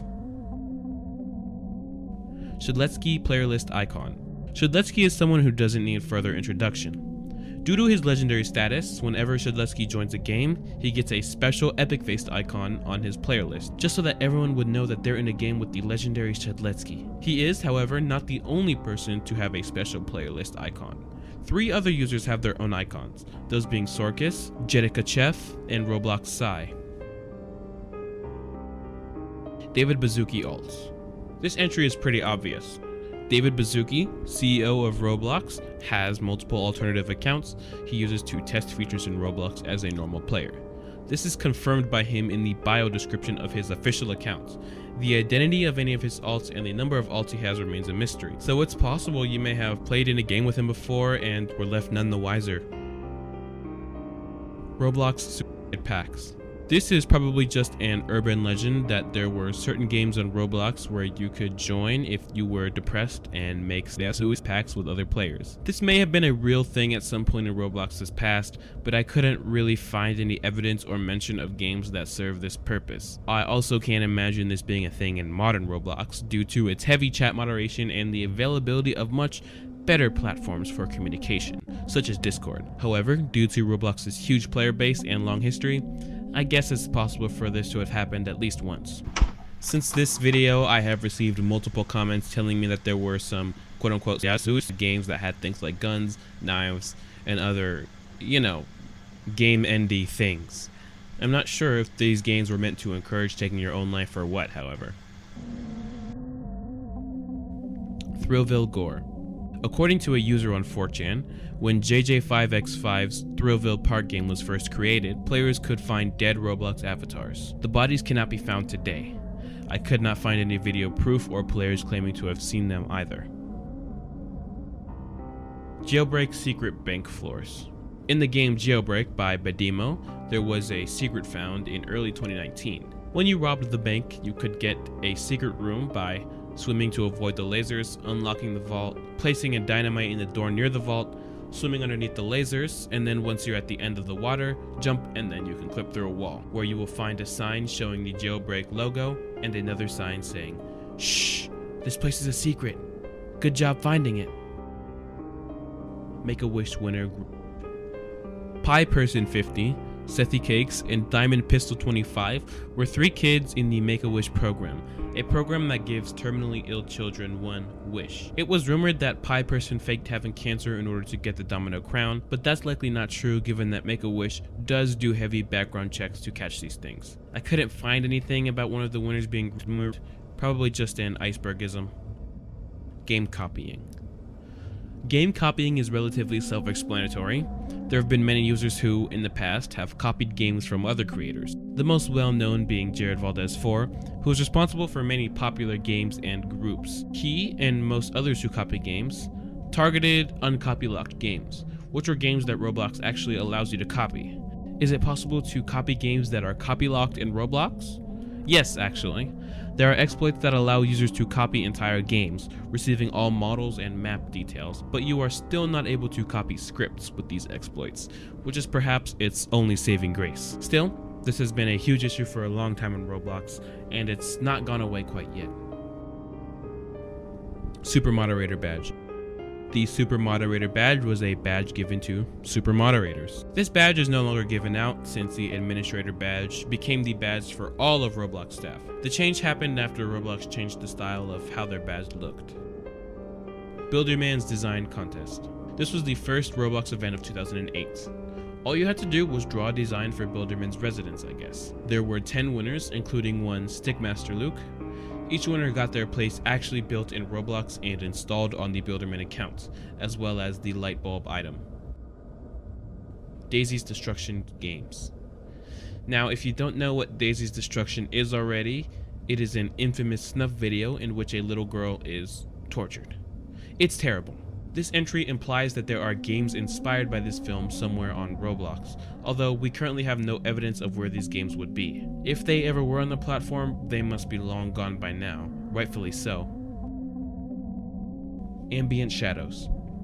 Ambient Shadows was a former feature on Roblox that, as the name suggests, added shadows to your Roblox game. The update came out in 2011 and could be accessed by putting Roblox on max graphics. Eventually the feature was removed due to it not running that well on most computers and was replaced with the more accessible dynamic lighting, which in 2018 would go on to become The Future is Bright. NBC restrictions. In 2012, Roblox released the ability to play games on mobile, but they decided to make a controversial restriction. Builders Club users could play any game on the platform, but non-Builders Club members could only play a restricted set of games that would rotate every once in a while. This decision was, of course, met with much dissent, and it was changed only a week later. King Arthur's Castle. When Roblox was in beta, there were no places like there are today. Instead, the players would play minigames to gain Roblox points instead of Robux. At the time, they didn't exist. One of those games was called King Arthur's Castle. The concept of the minigame was simple. There's a castle, and you have to defend it from attackers.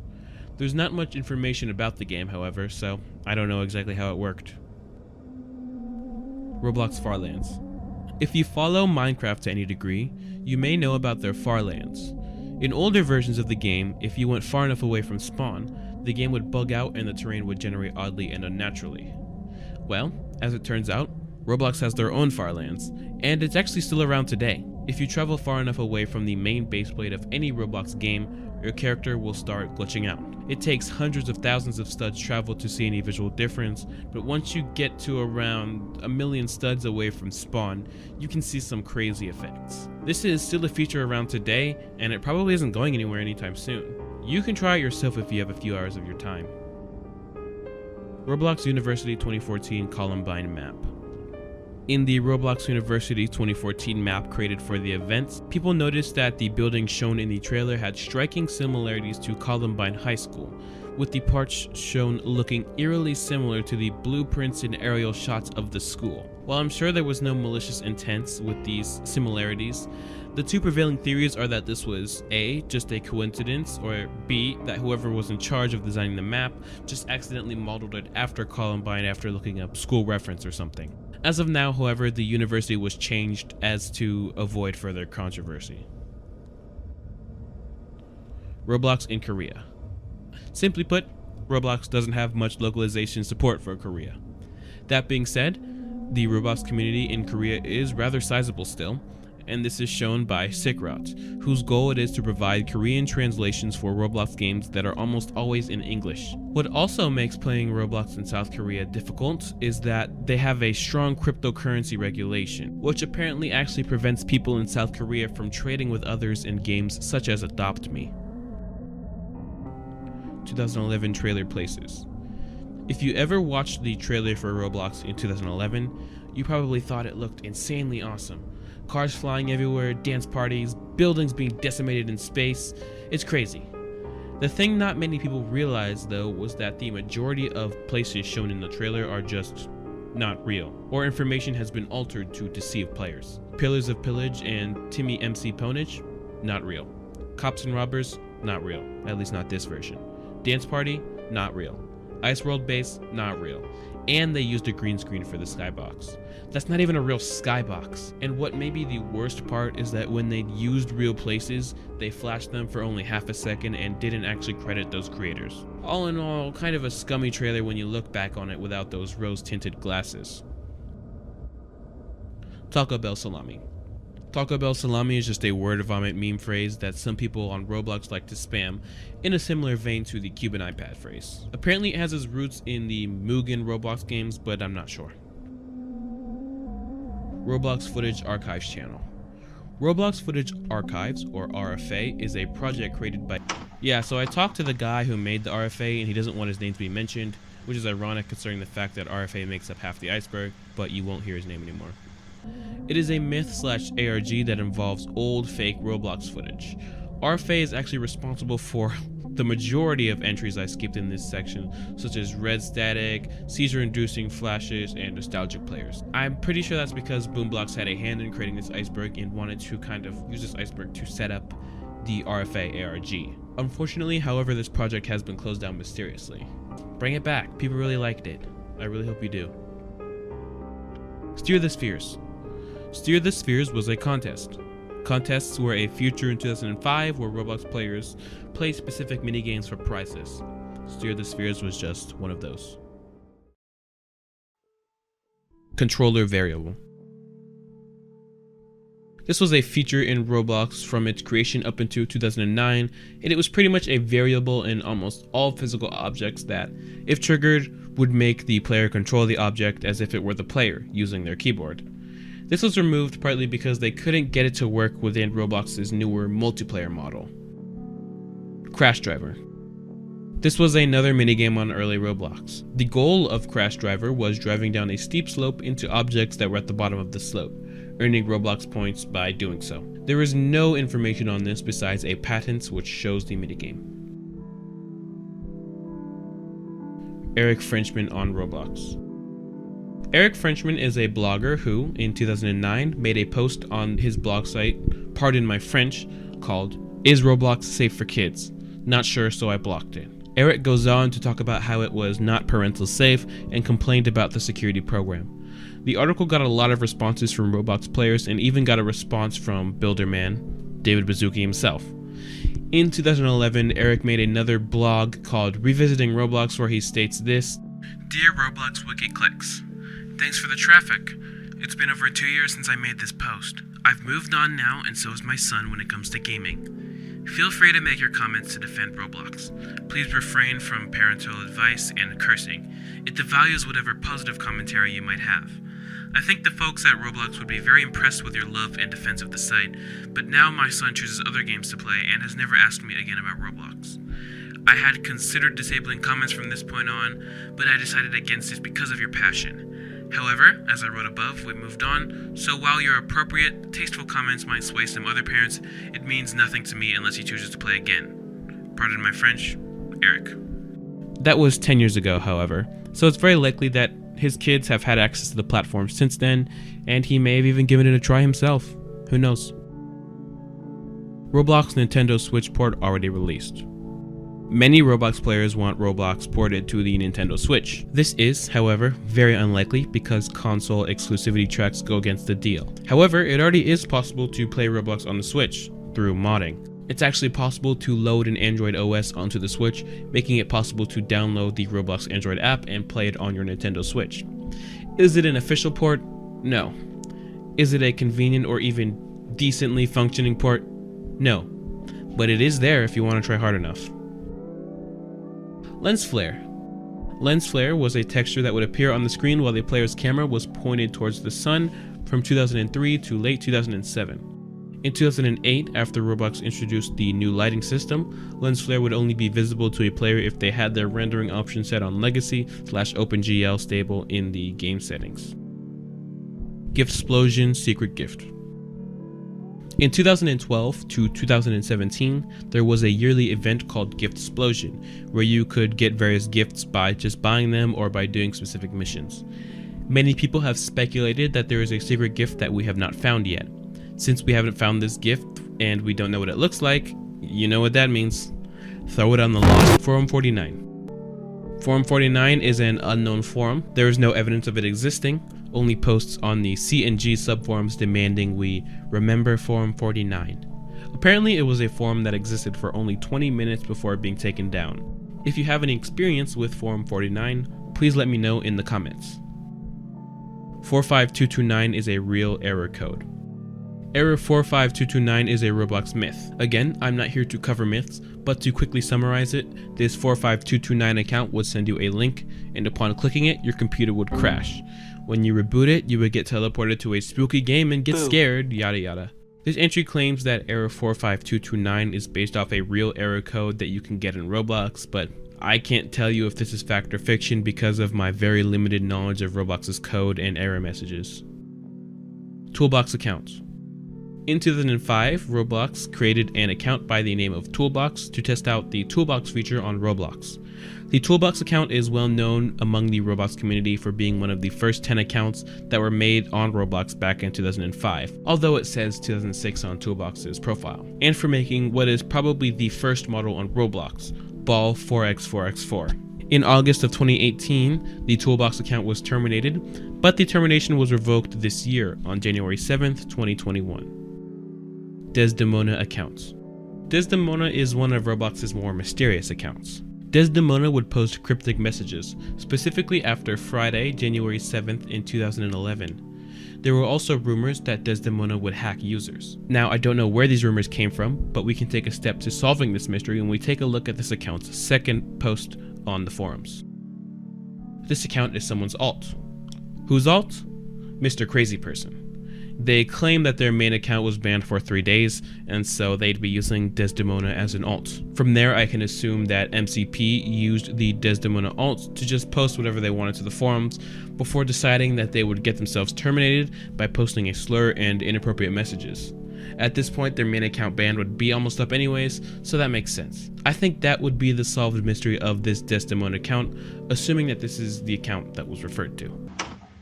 A user posted to Reddit claiming to be the owner of the Desdemona account, stating, "Back in like 2011 to 2012, there was an account called Desdemona that would send random users PMs consisting of, 'You're next.' That's it.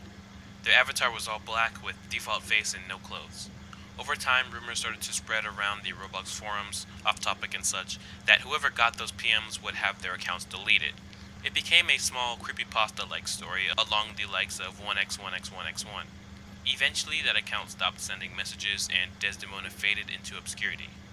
Now, the reason I know all of this is because I was Desdemona.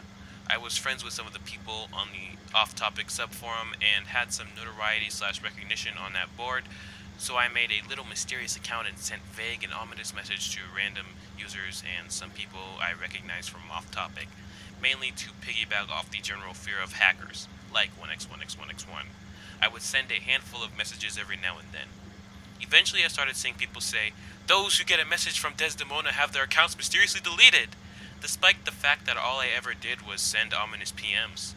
I have to say, it was very fun watching the reactions and creepy rumors emerge from just harmless PMs, but I eventually stopped because I was ready to move on from Roblox."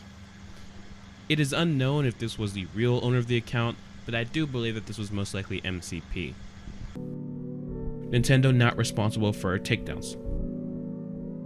As I've covered in previous videos, many Nintendo games on Roblox, most famously Brick Bronze, had been taken down due to copyright issues. While the story is actually a bit more complex than just Nintendo finding these games. In October of 2016, well-known Roblox game developer Tame Mastar emailed Nintendo to take down 5 Pokemon games on Roblox.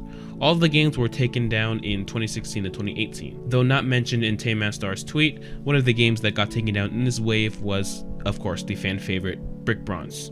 But what if Nintendo didn't actually get games like Brick Bronze taken down, and it was actually Tame Mastar that did it? Well, that's not likely due to this tweet saying that the takedown was a direct request from the Pokemon Company, and although they're not exactly Nintendo, they are closely associated enough so that you can't just admonish Nintendo of any blame. Price floor conspiracy. The price floor is a minimum price set for selling items on Roblox, which was introduced in September of 2013. The price floor update was heavily criticized by the community upon its release. Prior to this update, the minimum price of t-shirts, shirts, and pants was 1 Robux and 1 ticket. The update raised the minimum price to 25 Robux and 300 tickets, although this was later lowered to 10 Robux and 100 tickets a week later following backlash. 3 main reasons were cited in the blog posts announcing the updates. 1. Raising the quality of items in the catalog. 2. Reward makers and sellers of clothing. And 3. To incentivize non-paying users to buy Robux. Now, most people believe that this was, of course, more the third option than the first two, believing that this was a conspiracy by Roblox to get people to buy more Robux. On April 13th, 2016, due to the removal of tickets, the price floor was lowered to 2 Robux for t-shirts and 5 Robux for shirts and pants. Roblox browser. The Roblox browser is what would originally open when the Roblox application was opened on your desktop. It was basically just the Roblox website, but in its own custom browser window. It was very basic, not having a back or forward button and no option for taps. It was discontinued in 2012, and the regular website opens now when you try to run the application, but Roblox Studio had its own browser in it for a while as well. Roblox grooming. Roblox is a site popular with children, and thus has become a target for pedophiles and perverts alike.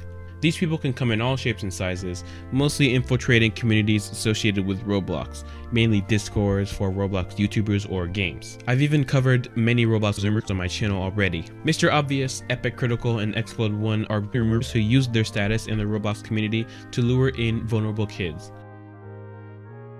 Roblox sponsoring scam websites. Roblox has never sponsored a scam website, but there was a screenshot spreading around of Roblox promoting a website that would give you free Robux. This is a fake tweet that was promoting a scam, so this is as close as Roblox will ever come to promoting a scam website. Banland actually existing. This is quite similar to Vault 8166 is real. This theory just claims that Banland is a real place Roblox users would go when they're terminated. It's not. Robloxian Lottery. The Robloxian Lottery was an event hosted by the Roblox staff and ran only once. Its only run was in July of 2007 and ran for 1 week, with the final pot being 2.5k Robux. It mirrored actual lotteries, with players being able to purchase tickets at 10 Robux apiece. Those Robux would then go into the pot for the lottery, making the payout even more expensive, but the chances of course would lower for each individual player.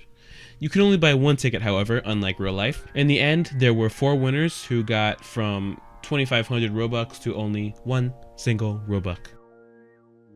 Got Milk lawsuit. The Got Milk visor was a hat that went on sale in 2007. It had the slogan "Got Milk" on display, and the description read as such. Got Milk is an American advertising campaign encouraging the purchase of cow's milk, which was created by the advertising agency Goodby Silverstein and Partners for the California Milk Processor Board in 1993 and later licensed for the use by milk processors and dairy farmers. It has been running since October 1993. The campaign is credited with putting life back into milk sales nationwide after a 20-year slump. This entire hat description reads like it was an advertisement for the Got Milk campaign, but it was not. Rumor has it that Roblox was to be sued by Got Milk themselves, and so the hat was taken off sale soon after. It's now limited. Egg Hunt 2013 Secret Room. In the official Egg Hunt 2013 game, if you went behind the waterfall, you could find a secret room buried deep beneath the caves, behind a secret wall. All that light in this room was the word "Answers" written on the wall. Although it is speculated that extremely rare eggs would spawn in this room, there was no evidence of that happening. It was never uncovered what the room was for or what the writing meant, even to this day. JohnText.png. JohnText.png refers to the textures of the unused 2.0 head and body, John Head and John Text. They are absolutely, of course, terrifying. From what I could find, this texture implies that the 2.0 body would have had replaceable textures, meaning it basically made way for shirts and pants on this model. Additionally, the John Head PNG has a hair texture that was not actually used in any of the promotional images. Roblox Beta Visors. I think this entry refers to the unique Roblox beta visor that users in 2006 were supposedly forced to wear, probably as testing for the catalog that released in the following year. You can't find this beta hat today, so I assume it was taken down after beta was over. Condo games on the front page. I've discussed condo games before in my previous iceberg video, but basically condo games are games where players can do certain inappropriate acts. These games are usually posted up for no more than a few hours, and then they get taken down by Roblox to die in obscurity. However, in 2020, condo games had a huge boom as creators figured out how to bot their games and get them popular. This led to some condo games actually making it onto the front page of Roblox before they were taken down. Unidentified limited use. The unidentified limited, named ? Is an item that was cancelled from Roblox. Supposedly, the item had 3 buyers, one of them being Merely. The other 2 users were banned, and even though Merely is an official owner of the item and has not been banned yet, it does not show anywhere on his inventory whatsoever. When digging into the item, you can see that it has no name, and it is just called Unnamed. Even though the item is listed as a hat, it does not show up anywhere on the player's head, and when the 2D image for the hat or the 3D model hat must be loaded, it will never actually load. Some people theorize that this was a trap used to ban those who use limited sniper bots, since the 2 accounts that bought it were banned, and it's possible that Merely either never actually bought it and that was just a rumor, or that he didn't get banned because he's most likely a protected user. I don't know. Roblox Forum Archives. As you know, the Roblox forums were removed permanently in June of 2017. However, user Frost actually created a forum archive, which managed to archive a lot of forum activity on the website. This website has helped me a lot in gathering research for these videos, so I give Frost a huge thanks. DevX is a scam.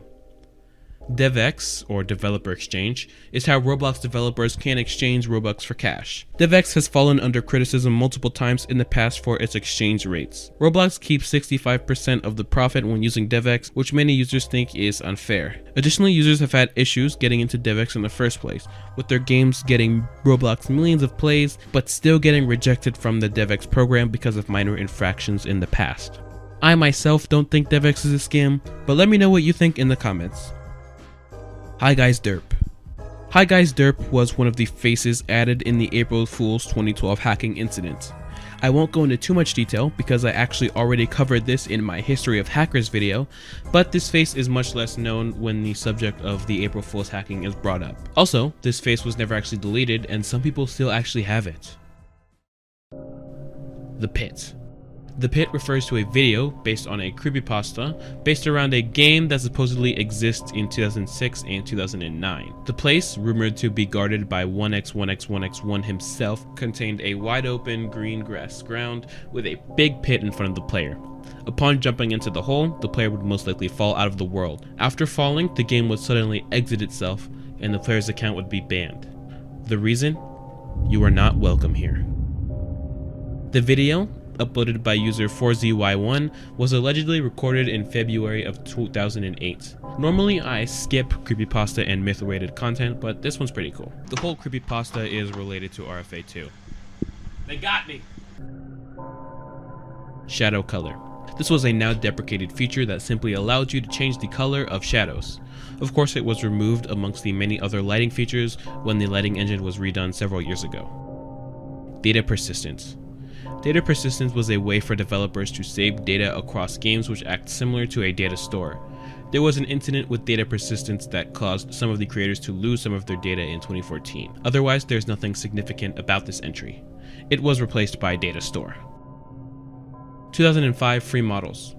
2005 free models are some of the very first models to ever exist, the first of these being the Ball 4X 4X4. Most of these models are off sale now, but there are actually a few you can still download to this day.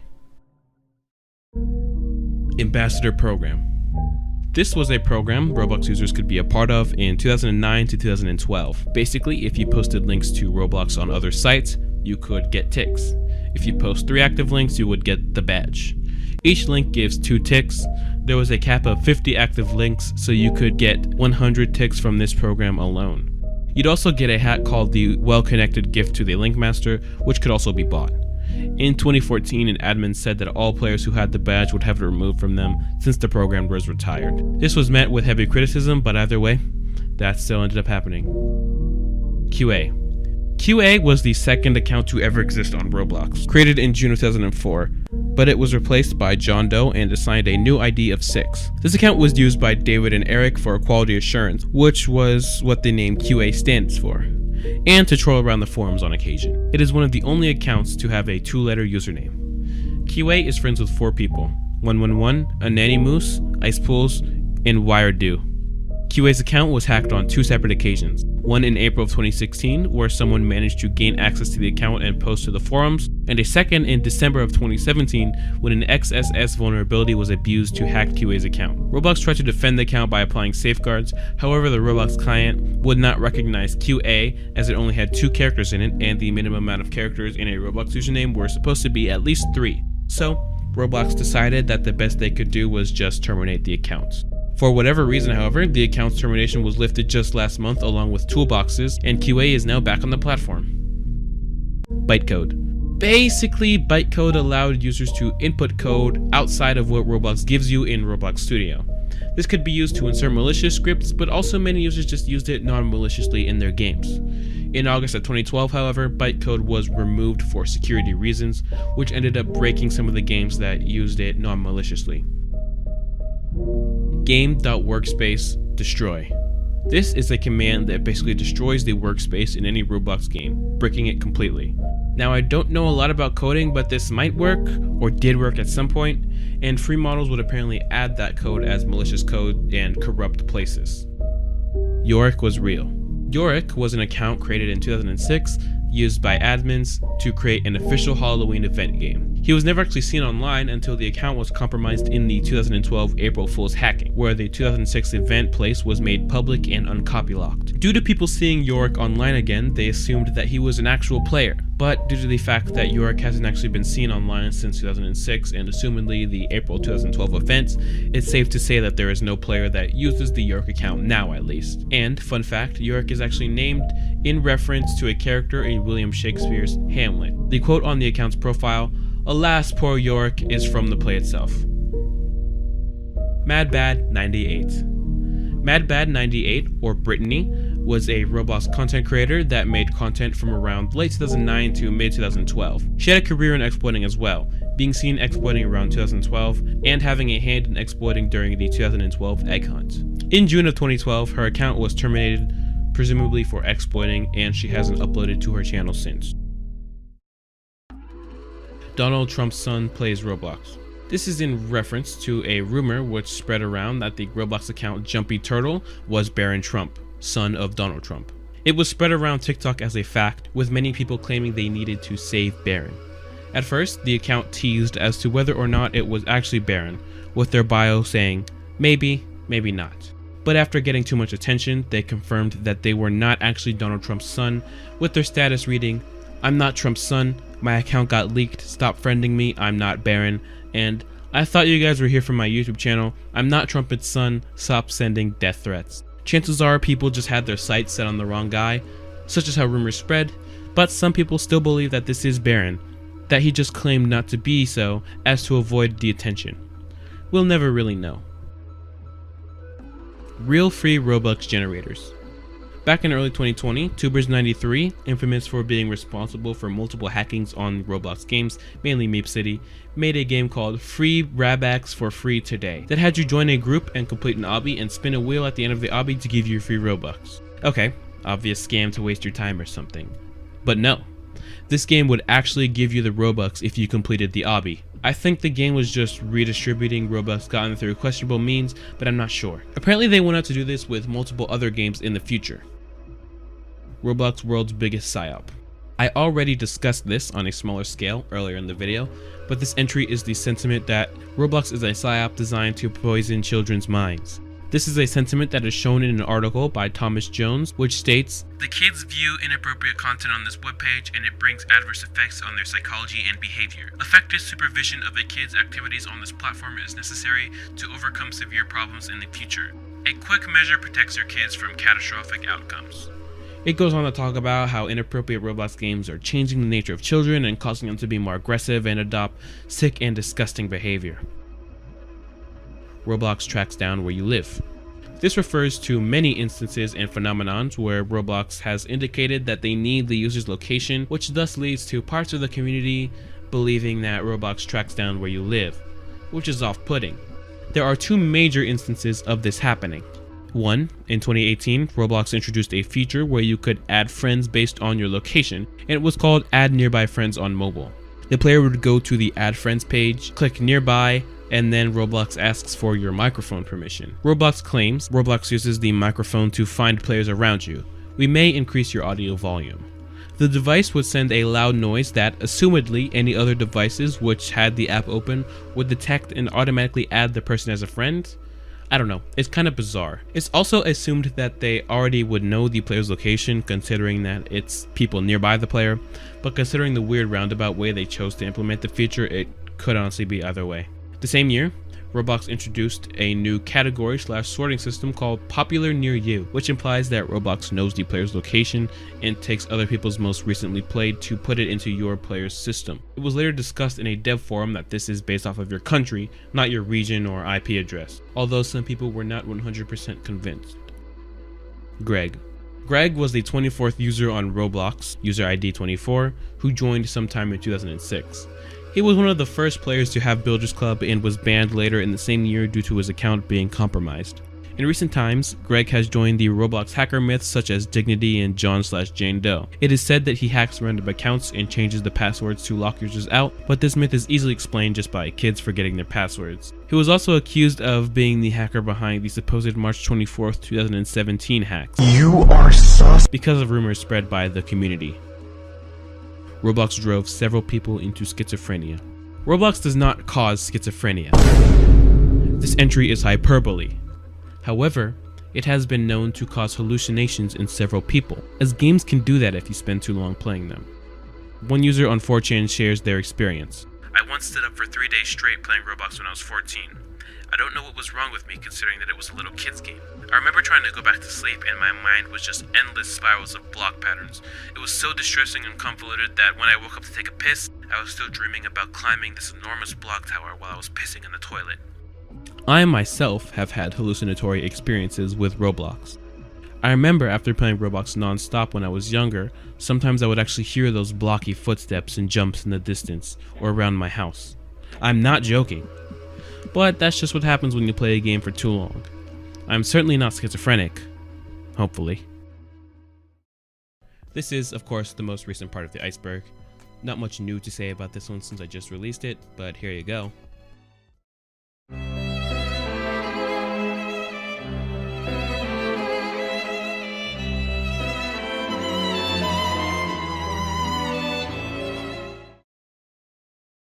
Hello everyone, welcome back to the channel. This is the final part of the long 4-part series covering the full Roblox iceberg.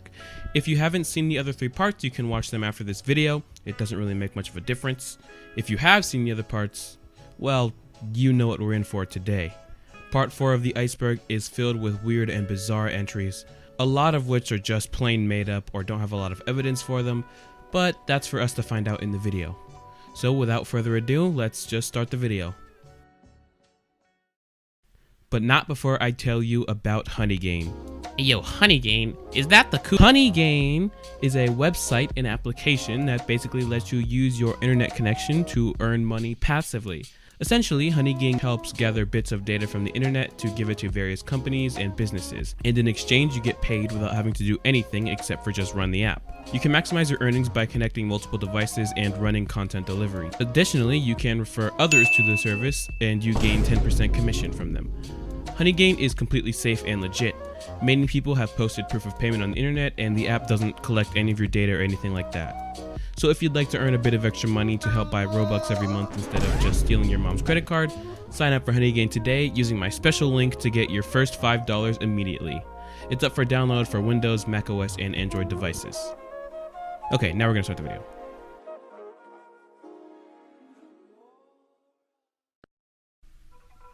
Dynablox build leaked. This is another entry related to the Roblox footage archives, but this one is a bit interesting. The video shows someone logging into a supposedly leaked build of Dynablox with strange ambient music playing in the background. The video's description had a username and password and a link that supposedly led to the leaked build, but it doesn't work now, and most likely never did. Again, this entry is ARG stuff, unfortunately. A lot of the entries on these next few layers are, but this one was at least interesting. People Browser. The People Browser was a page on Roblox that had just a list of players. You could search for specific players or search terms to which you would get every player/group with that term in their name or bio. This browser caused a lot of issues, however. It was a page that you could just scroll down infinitely and see the names of players who just happened to be on these pages. This meant that spam bots could just easily scroll through these pages and send messages to all the players on each page. Roblox changed this to the Player Browser, where you had to at least search names to get lists of players, which did help reduce the spam a bit. Beat the Lions. Beat the Lions was another minigame from 2005. In the game, the player probably had to do something along the lines of run away from / defeat lions. We don't have much to go off besides this extremely low-res picture, which honestly doesn't have anything of discernible quality, and the unfortunate title of course, Beat the Lions. Mario 64 connections. One of the songs used on Roblox was Mario 64's Bob-omb Battle. This song became an unofficial part of Roblox's soundtrack, being used in various games and especially Roblox blooper videos. You don't see it used now much though, most likely because copyright caught up to Roblox on this one. Build Mode. Build Mode is a now removed feature on Roblox that allows players to use tools to build a game as they were playing rather than make it in Roblox Studio and then play it afterwards and such. This mode used the same tools as Welcome to Roblox Building, and it was used as a sort of quick and easy way to make games without scripting and learning Roblox Studio. This feature was quietly removed in December of 2016. Roblox CP games / soundtracks. Unfortunately, in Roblox's history, there has been multiple instances of cheese pizza being on the site. We've talked about it being posted to the forums before, but it has, apparently, shown up in games as well. One user states that at some point there was a condo game with a link in the description that led to a website with, well, yeah. As for soundtracks, I honestly cannot confirm that this was ever a thing, but I really can't deny it either. It's not that hard to bypass audio on Roblox, and there are audios of CP out there on the internet, so the chance that CP was used for a soundtrack in some screwed up Roblox games before is not impossibly low. Devo lawsuit. In September of 2009, Roblox released a hat for 50 ticks simply called Devo. It was made based off of the hats that the band of the same name would wear. The hat was available for only a few days before Roblox was contacted by Devo's legal team and told to take it down. For whatever reason, Roblox didn't ask permission to make this a hat. Anyways, Roblox decided to take the hat off sale and rename it to Impossible to Obtain Red Wedding Cake Hat, which was enough for them to avoid a major lawsuit. Roblox scam website kidnapping. Roblox scam websites are very common. I'm sure most of us know what they are. They come in plenty of different shapes and sizes, some that may trick the player into sending personal details such as, obviously, their credit card info or their parents' credit card info, their full name, and their address. It is possible that someone behind one of these websites used their information to kidnap an unsuspecting child, although there have never actually been any reports of kidnappings related to Roblox scam websites, and it's more likely that this was just a rumor. Roblox monitored by China. China and video games have a weird relationship. China heavily monitors media, especially media directed towards children. That being said, China's huge, so many video game companies would love to tap into that market. Roblox and China are tied together, with Roblox having a Chinese-only version that is, well, pretty strict. But beyond that, Roblox is also partnered with the Tencent Corporation, which the higher-ups have direct ties to the Chinese government. This entry states that due to this partnership, the Chinese government can and does monitor the site independently. It's hard to know if this is all true, but this entry does have some credence to it, as someone did get banned for posting about their concentration camps with this eloquent argument: China has concentration camp. Eric Castle never died. This is just the conspiracy that Eric Castle faked his death for whatever reason. I honestly can't even think of a good reason as to why he would. He didn't. He really did die, and this entry is a bit disrespectful if anything, but whatever. r/GoCommitDie created to bring new users to Roblox. If you don't know, r/GoCommitDie is a very popular subreddit dedicated to funny Roblox screenshots. It is extremely popular and was responsible for memes like the Despacito spider. This entry is the theory that GoCommitDie was created for the sole purpose of bringing more players to Roblox, which I doubt. It did, however, do something if it wasn't on purpose. It made Roblox funny again, making it relevant to an entire group of people who relegated it to just being a dumb kids game and getting them to play the game. I know this is true because I, and more importantly my friends, were in that group of people who began to play Roblox again, mostly ironically, because of the memes from this subreddit.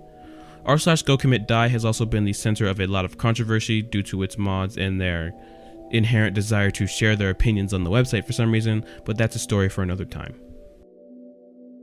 Implicit Engine. This was one of the earliest physics engines in Roblox, being created by David Baszucki himself in 2004. It was rather simplistic in its design, and it has been replaced by a few other engines since. BC only items.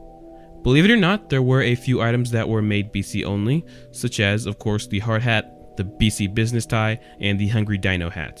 These BC only restrictions have now been replaced with premium only items. I'm really not sure why this is so low on the iceberg. Actual UAE ban reason. As I've covered in the last iceberg video, Roblox is banned in the UAE. The reason provided is that it is harmful to children / not educational, among other things. Apparently there was a deeper reason it was banned, however, and it's possible that it may have been tied to the Blue Whale game. The Blue Whale game was a trend, I guess, where people would get teenagers to participate in a series of challenges that got more and more severe until it led to the challengers' lawsuits. If they refused, the person who initiated the game would often grab their IP through links and threaten them. Its reputation became way bigger than it actually was, but there was a rumor that the UAE banned Roblox because of the Blue Whale game being played through Roblox. I doubt this is the real reason, due to Roblox's heavy chat filters. However, it's always possible to move conversations like that to Discord or other third-party apps, so you never know. Either way, fear of the Blue Whale game may have been the actual reason that UAE banned Roblox, but we may never really know. Roblox indoctrination cults. We've talked about jihadi groups on Roblox, but sadly a much more prevalent group on the platform is that which supports neo-Muslim Islam.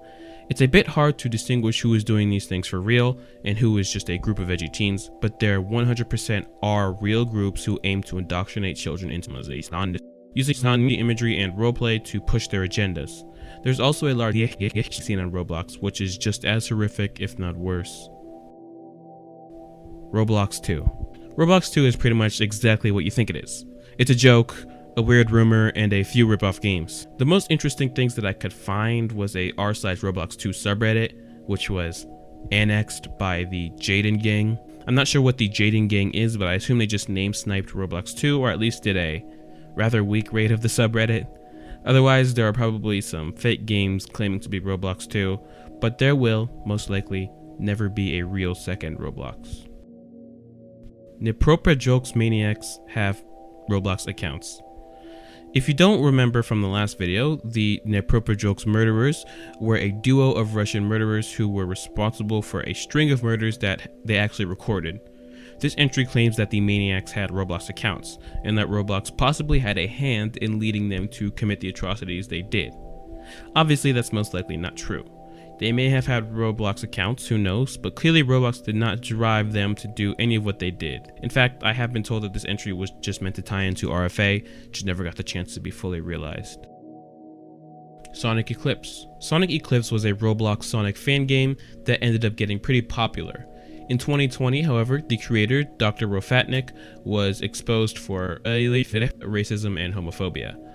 Of course. Soon after, he was taken off the project, however, and it continues on without him. Use strategy to win. Use strategy to win, like Beat the Lions, was another Roblox minigame. From what we know, this was some attempt to mimic a strategy game. The game was released around the same time as Beat the Lions. Nothing else was known about it besides this image and a link to an extremely old version of the Roblox website with the game's name on the leaderboard. Roblox. The Roblox was an April Fool's joke for 2019. The Roblox was intended to be a gaming console used exclusively for Roblox. Of course, it was just a joke. It never sold itself as anything but one. They did release a Roblox hat for free onto the platform though, so it wasn't all for nothing. One cool thing that came out of this was the Nexus Avenger making an actual Roblox PC case, although you can't actually buy one for yourself, which is a little disappointing. User ID 4. The question of who User ID 4 is a complicated one that I don't have the full answer to. Searching it now, the user under ID 4 is banned. The only thing that is known is that at some point the ID was Eric.Castle. And if you look into the inspect element for ID 4 now, you will see the user ID is just. The leading theory is that user ID 4 was indeed Eric Castle, and the other user 16 was simply named, the F word. This user was created to test Roblox's name moderation, or was just a user whose name was just inappropriate. So it was promptly banned and switched IDs with Eric.Castle, who now sits at ID 16. Roblox Black Market. The Roblox Black Market is a place or several places on the internet where you can buy and sell Robux, limiteds, and even accounts. These are often on forums or Discord servers, and they're done completely third party and involve spending real money rather than Robux. These are only black markets because buying and selling things with real money is against Roblox TOS, and obviously sometimes they actually do sell illegally obtained accounts. It's not too uncommon to find password guest accounts on sale at these markets. Roblox HQ child workers. I don't know if this entry is a joke, RFA related, or was meant to be taken seriously. I'm leaning towards the first. This entry was apparently purged from the internet, which would explain how you can't find anything about this online. I don't know, maybe Roblox does use child workers at their HQ, maybe using young aspiring programmers for free labor. I just want to say I really don't think this is real. It's a joke. Don't take me seriously. Roblox in Africa. The Roblox community in Africa is, as far as I can tell, pretty non-existent. I mean, if you live in Africa and have a computer with access to the internet, you can play Roblox, but it appears that there hasn't been any major rise in popularity for Roblox in Africa yet, although that certainly may be a possibility for the future. Roblox's true purpose. I think this entry relates back to the previous entries about Roblox being a psyop and being used to control the population a la MKUltra. Roblox's stated purpose is, of course, to be a fun platform for players of all ages to play and develop games, and maybe make some friends along the way. But could it ever really be that simple? Of course, Roblox's true purpose may be much more sinister. Or so the people making this iceberg would like to think. Spasmotron vs. Wimpotron 2. This was Roblox's first minigame, created on July 31st, 2004 by David Baszucki. It starred two contraptions, Spasmotron and Wimpotron. These two machines would have controller variables put into them, which allowed them to be controlled by players, and they would fight to the death. Simple as that. Falling off the edge. When you fall off the edge in a Roblox game, you die, right? Well, when you normally die in a Roblox game, you just break apart and there's a death sound. But if you fall off the edge, you simply disappear with no death sound. It's a bit bizarre when you think about it. It's unknown as to why that is and if there's something more to this phenomenon that occurs when you fall off the edge, but it's probably just to save time, as there's no need to break apart when you're down that low. There is no lag. This entry is most likely trying to tell you that lag that you have in every game where like the characters are rubber banding and they aren't where they look like they are, it's fake. There's no real lag. Roblox just artificially adds the delay themselves. But of course that's not true. I mean, every online connection must involve lag of some sort, so this is most likely just a joke entry, which there are a lot of following this one. Robert Locks. Oh, speak of the devil, Robert Locks is just another joke entry. A nickname for Robert is Rob. Roblox. Roblox. Yeah, I think that this joke is really all there is to this one. Roblox Windows 10 app censored. Windows 10 has its own app for Roblox, which comes with its own website interface. It is possible that the Windows app is somehow censoring some of the games, but that just doesn't seem to be true from anyone who's actually played the Windows 10 app. I think this is just another icebergism. Every user has been PG'd. This entry is the theory that every user's accounts, including yours and mine, have been password guessed before by bots, and that data is just lying dormant somewhere. But they aren't used because either these accounts have two-step verification, which you should have, or that there's just no use in hijacking every single PG'd accounts. I know this entry is most likely a joke, but when you think about it, I mean, there really could be an insane amount of brute force bots being used by millions of different people, so the chances that yours, mine, your grandmother's passwords has been guessed start to not be that slim anymore. And have you ever gotten signed out of your account for no reason? Yeah, you may have just been PG'd, and all that data is sitting on someone's computer somewhere. So that's why we're sponsored by Dash. Every Roblox game is connected to each other, 2006 through 2008. The only thing that I can imagine that goes with this entry is the game called Mini Robloxia by R92, which connects many of the old and notable world/games from the older era of Roblox. Examples being Sword Fight on the Heights, Rocket Arena, Capture the Flag, Paintball, Roblox HQ, Thrillville, etc. From 2006 to 2008, there were significantly less games being made and only a small handful of popular games, so it was easy for them to be connected like this. And who knows, maybe there was some sort of lore that connects all these games that was intended. I don't know. I've seen connections.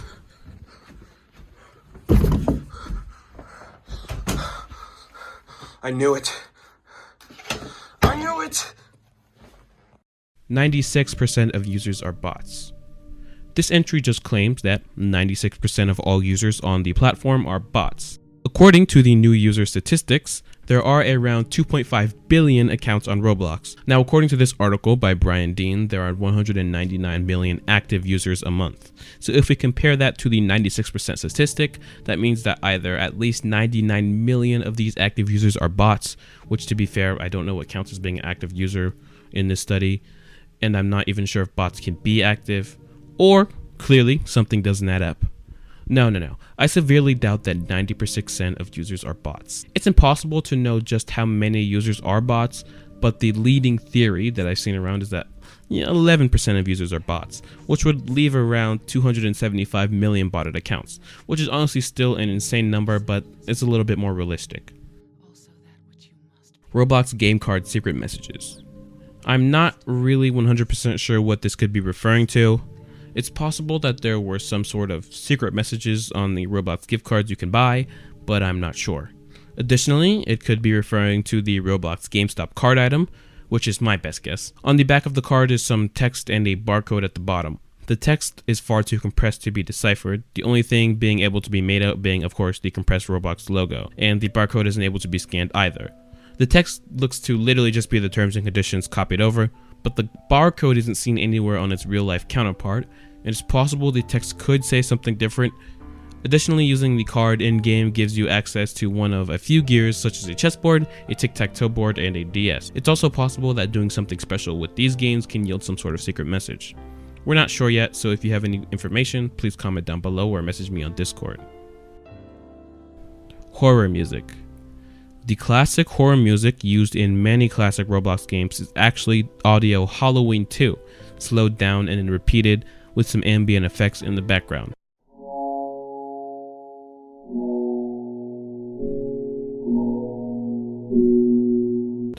Despite being so simple, this song was very effective in scaring millions of children, not excluding me. The Void. This is the final layer to the iceberg. Huge warning that this layer covers a lot of illegal and disturbing content, even though most of it isn't really grounded in any kind of reality. Still, you've been warned. Nadragetuk.gif and Little Lily. Now, depending on who you ask, Nadragetuk.gif, which is just how I'm going to pronounce it, and Little Lily could mean different things. One user on Reddit explains, Nadragetuk.gif is meant to be a GIF uploaded onto the Roblox website through a travel network which can upload moving images. The reason why this is so low is due to the fact that no moving image is allowed on Roblox, meaning that this GIF is literally illegal in Roblox terms. And Little Lily, I don't know. I heard from some claims that Little Lily was nicknamed due to an incident in one of those roleplay games. The incident says it ends with a dark ending, which means anything. Not sure though.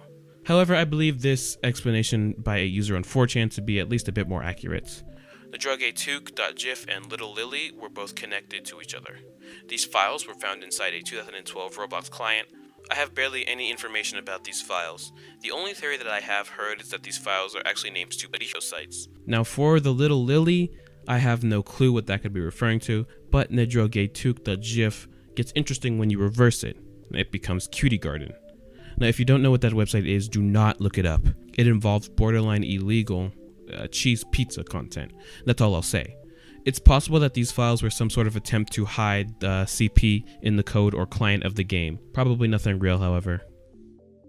Roblox 30300303. Roblox 30300303 was a 9-year-old girl who ran a YouTube channel / web show, The Aubrey and Brianna Show. One day in 2015, she decided to make a post on the OT forums promoting her channel. This supposedly led to her getting droves of hate from OTers and even getting DDoSed and having her IP leaked. This led to her making claims alluding to lawsuits, which were most likely never followed through, thankfully. This incident caused multiple people to move away from OT, rightfully so. This whole thread was wiped, so I'm not 100% sure if it was real, but if this did happen, it's pretty messed up.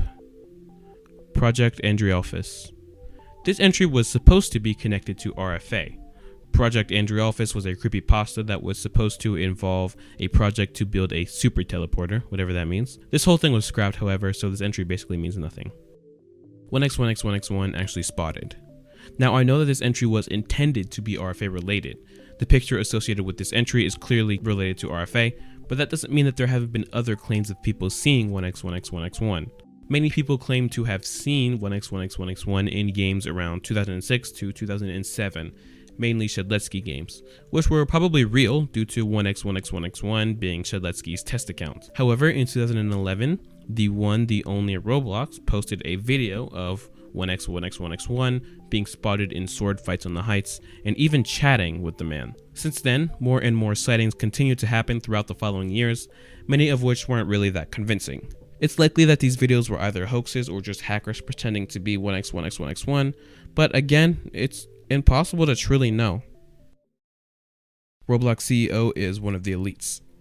This entry is simply the theory that David Baszucki is one of the elite members of society who control the US and maybe the world's governments in some way.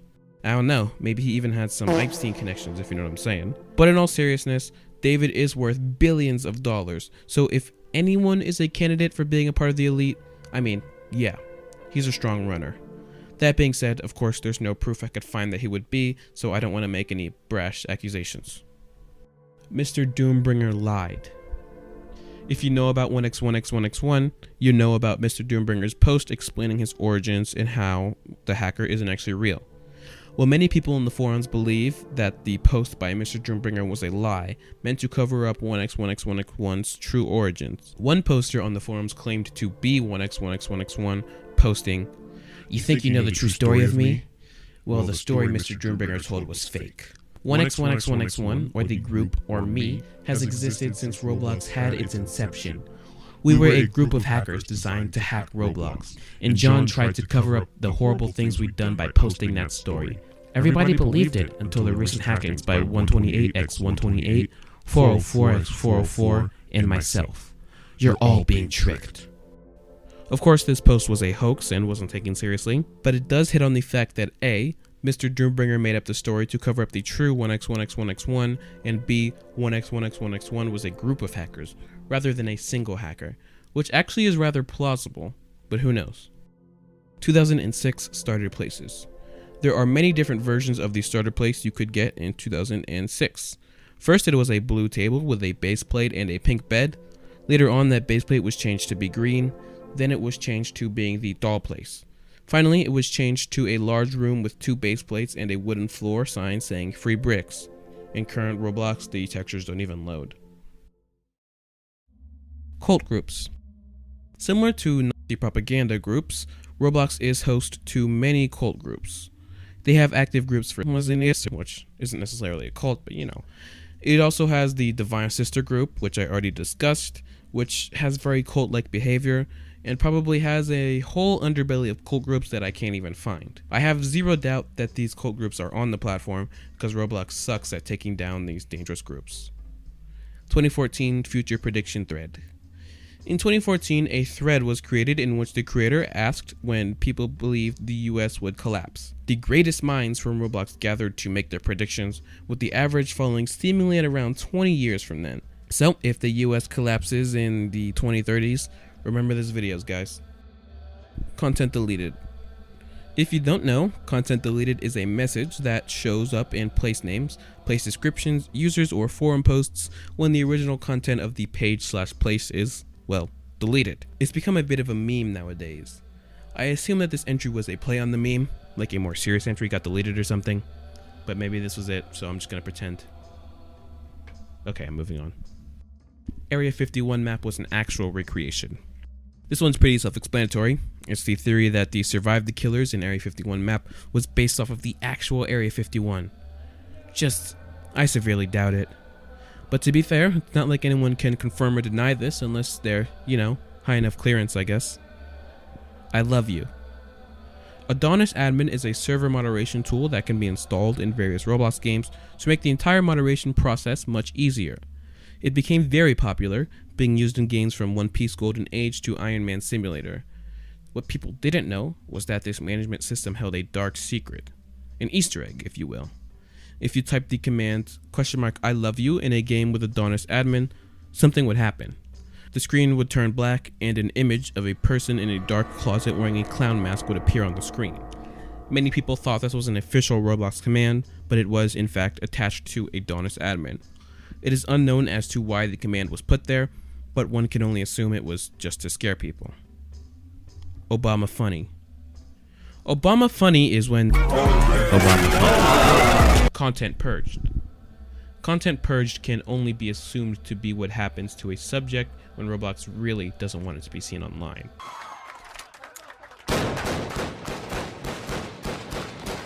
It's possible that any mention of these subjects gets purged if mentioned anywhere on Roblox, such as Cuban iPad, which you can barely find any reference to on the site.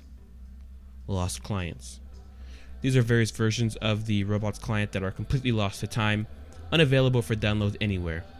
Due to efforts of the community, many official clients have actually been found, the most recent finding being the March 2007 client, but any clients before that, meaning 2003 to 2006, are completely lost, with only screenshots and gameplay videos being available. I've talked about many lost clients before on these types of videos, and since it's lost, you know what that means. Say it with me! Lost Media Iceberg!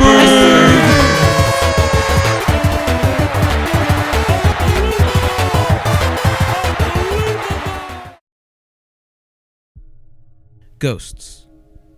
There have been many reports from players of ghosts, some of which have been proven to be either hoaxes or Easter eggs created by the game developers. But this entry refers to actual, real ghosts that haunt Roblox games. With this entry, the first thing that comes to mind for me is the Melvin myth. If you don't know, Melvin was a frequent Roblox player who died due to cancer, and now he haunts Roblox using an ethereal version of the shaggy hair, teleporting players to his haunted games and killing them or something. Catch me riding dirty. Well, I believe the Melvin myth is probably just that, a myth. I don't know. The idea of ghosts on the internet is not new, and it's not that far-fetched, if ghosts exist at all. So if internet ghosts do exist, it would be very likely that they would find their way onto one of the largest internet platforms on the world, Roblox, and they could haunt the platform, so who knows. Cursed House. The Cursed House is a game made by Game Hero for the Spooky Building contest in 2007. The game won the most horrifying category. The game is pretty basic. You walk around a haunted house, get scared. The game was pretty scary for the time, having some now pretty archaic scares, but it manages to be creepy in its own right now due to the creepiness of walking around an empty Roblox map all alone. The Ultimate Game in Ultimate.rblx. The Ultimate Game was supposedly a Roblox game that contained every asset known to Roblox, even some that didn't exist yet. Apparently only Roblox admins and those high up had access to this game. Ultimate.rbxl is the file for said Ultimate Game. It is said that the creators of this file went cuckoo bananas and game-ended themselves, because what was contained in the files was too much for the internet to handle. None of this is real, however. It's all part of the RFA mythos. Roblox steals your credit card. You know how you have to put in your credit/debit card information when you're buying Robux or premium on Roblox? Well, some people have claimed that the website actually steals that information and possibly sells it off or uses it themselves. One user I talked with talks about how she used her mom's credit card on Roblox, and only a few days later, fraudulent purchases began to show up on the card. Apparently the card hadn't been used for anything suspicious within months of the purchase besides buying Robux. This has apparently even happened to a few of her friends. So what do you guys think? When you buy Robux, are you truly secure? Front page game hack. In 2016, an NSFW game akin to that of a condo game was likely botted to appear on Roblox's front page. The game's thumbnail featured a woman's full-on no-no square, exposed completely. It stayed up for a little while until Roblox jumped on the situation and probably scarred a lot of kids. Click This version 2. Supposedly, Click This version 2 was something that was some sort of link spammed on the forums. When clicked, it would direct to a video of, well, something bad. One 4chan user puts it best as equating it to man shitting on a baby tear shit. Chances are this is entirely fake, however, since Click This version 1 meant nothing. GoBlock's actual version. Supposedly, the real version of GoBlox was a bizarre deformation of what we know today as Roblox. Those who played it reported having adverse reactions to it, such as headaches and nausea.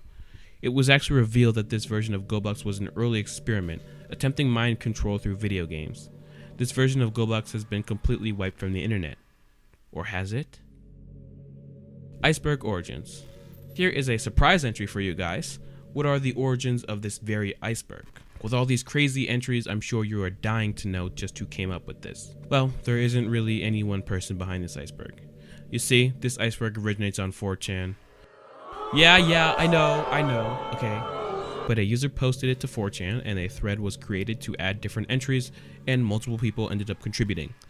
I don't know who was the first person to create the iceberg and I don't know who all contributed because the thread is lost to time. But there are a few familiar faces. Of course, most of you know that the creator of the Roblox footage archives had a large hand in creating the iceberg. At this point, he was just starting his RFA ARG, and he thought the iceberg would be a great opportunity to plug his videos, basically.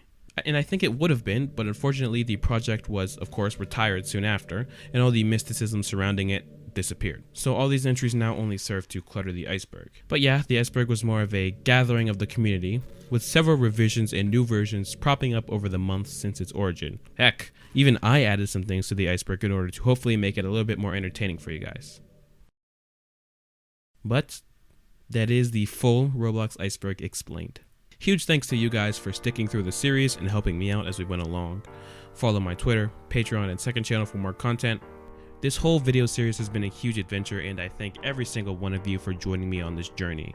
Now, in the previous upload of this video, I used a song for the credits that got me copyright struck, so this time, well, you know what they say. When in doubt, do it yourself. Thanks, guys. I'll see you later. You know, it got copyrighted the last video. Couldn't do anything about that, so I'm gonna have to take things into my own hand this time. Which is fine, because I have the pipes for this. And this isn't gonna get copyright struck because this is my voice. So let's do this. I know I've let you down. I've been a fool to myself. I thought that I could live for no one else. But now, through all the hurt and pain, it's time for me to respect the ones you love mean more than anything. So with sadness in my heart, I feel the best thing I could do is end it all and leave forever. What's done is done, it feels so bad. What once was happy now is sad. I'll never love again, my world is ending. I wish that I could turn back time, 'cause now the guilt is all mine. Can't live without the trust from those you love. I know you can't forget the past. You can't forget love and pride. Because of that, it's killing me inside. Woo!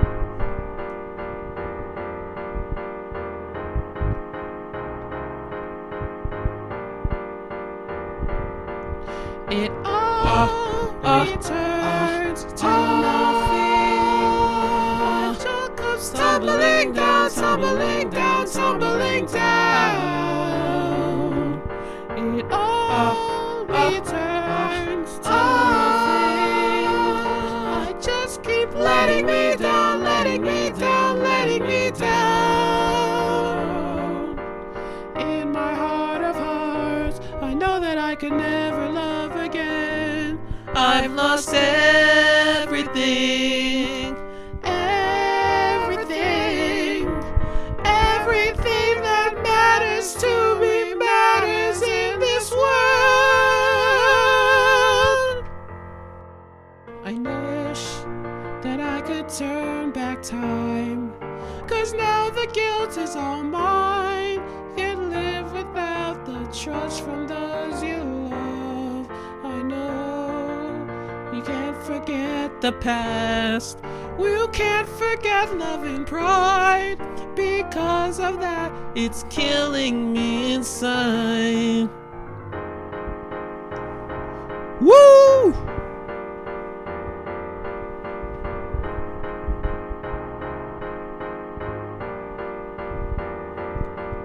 It all returns to nothing. It just goes tumbling down, tumbling down, tumbling down.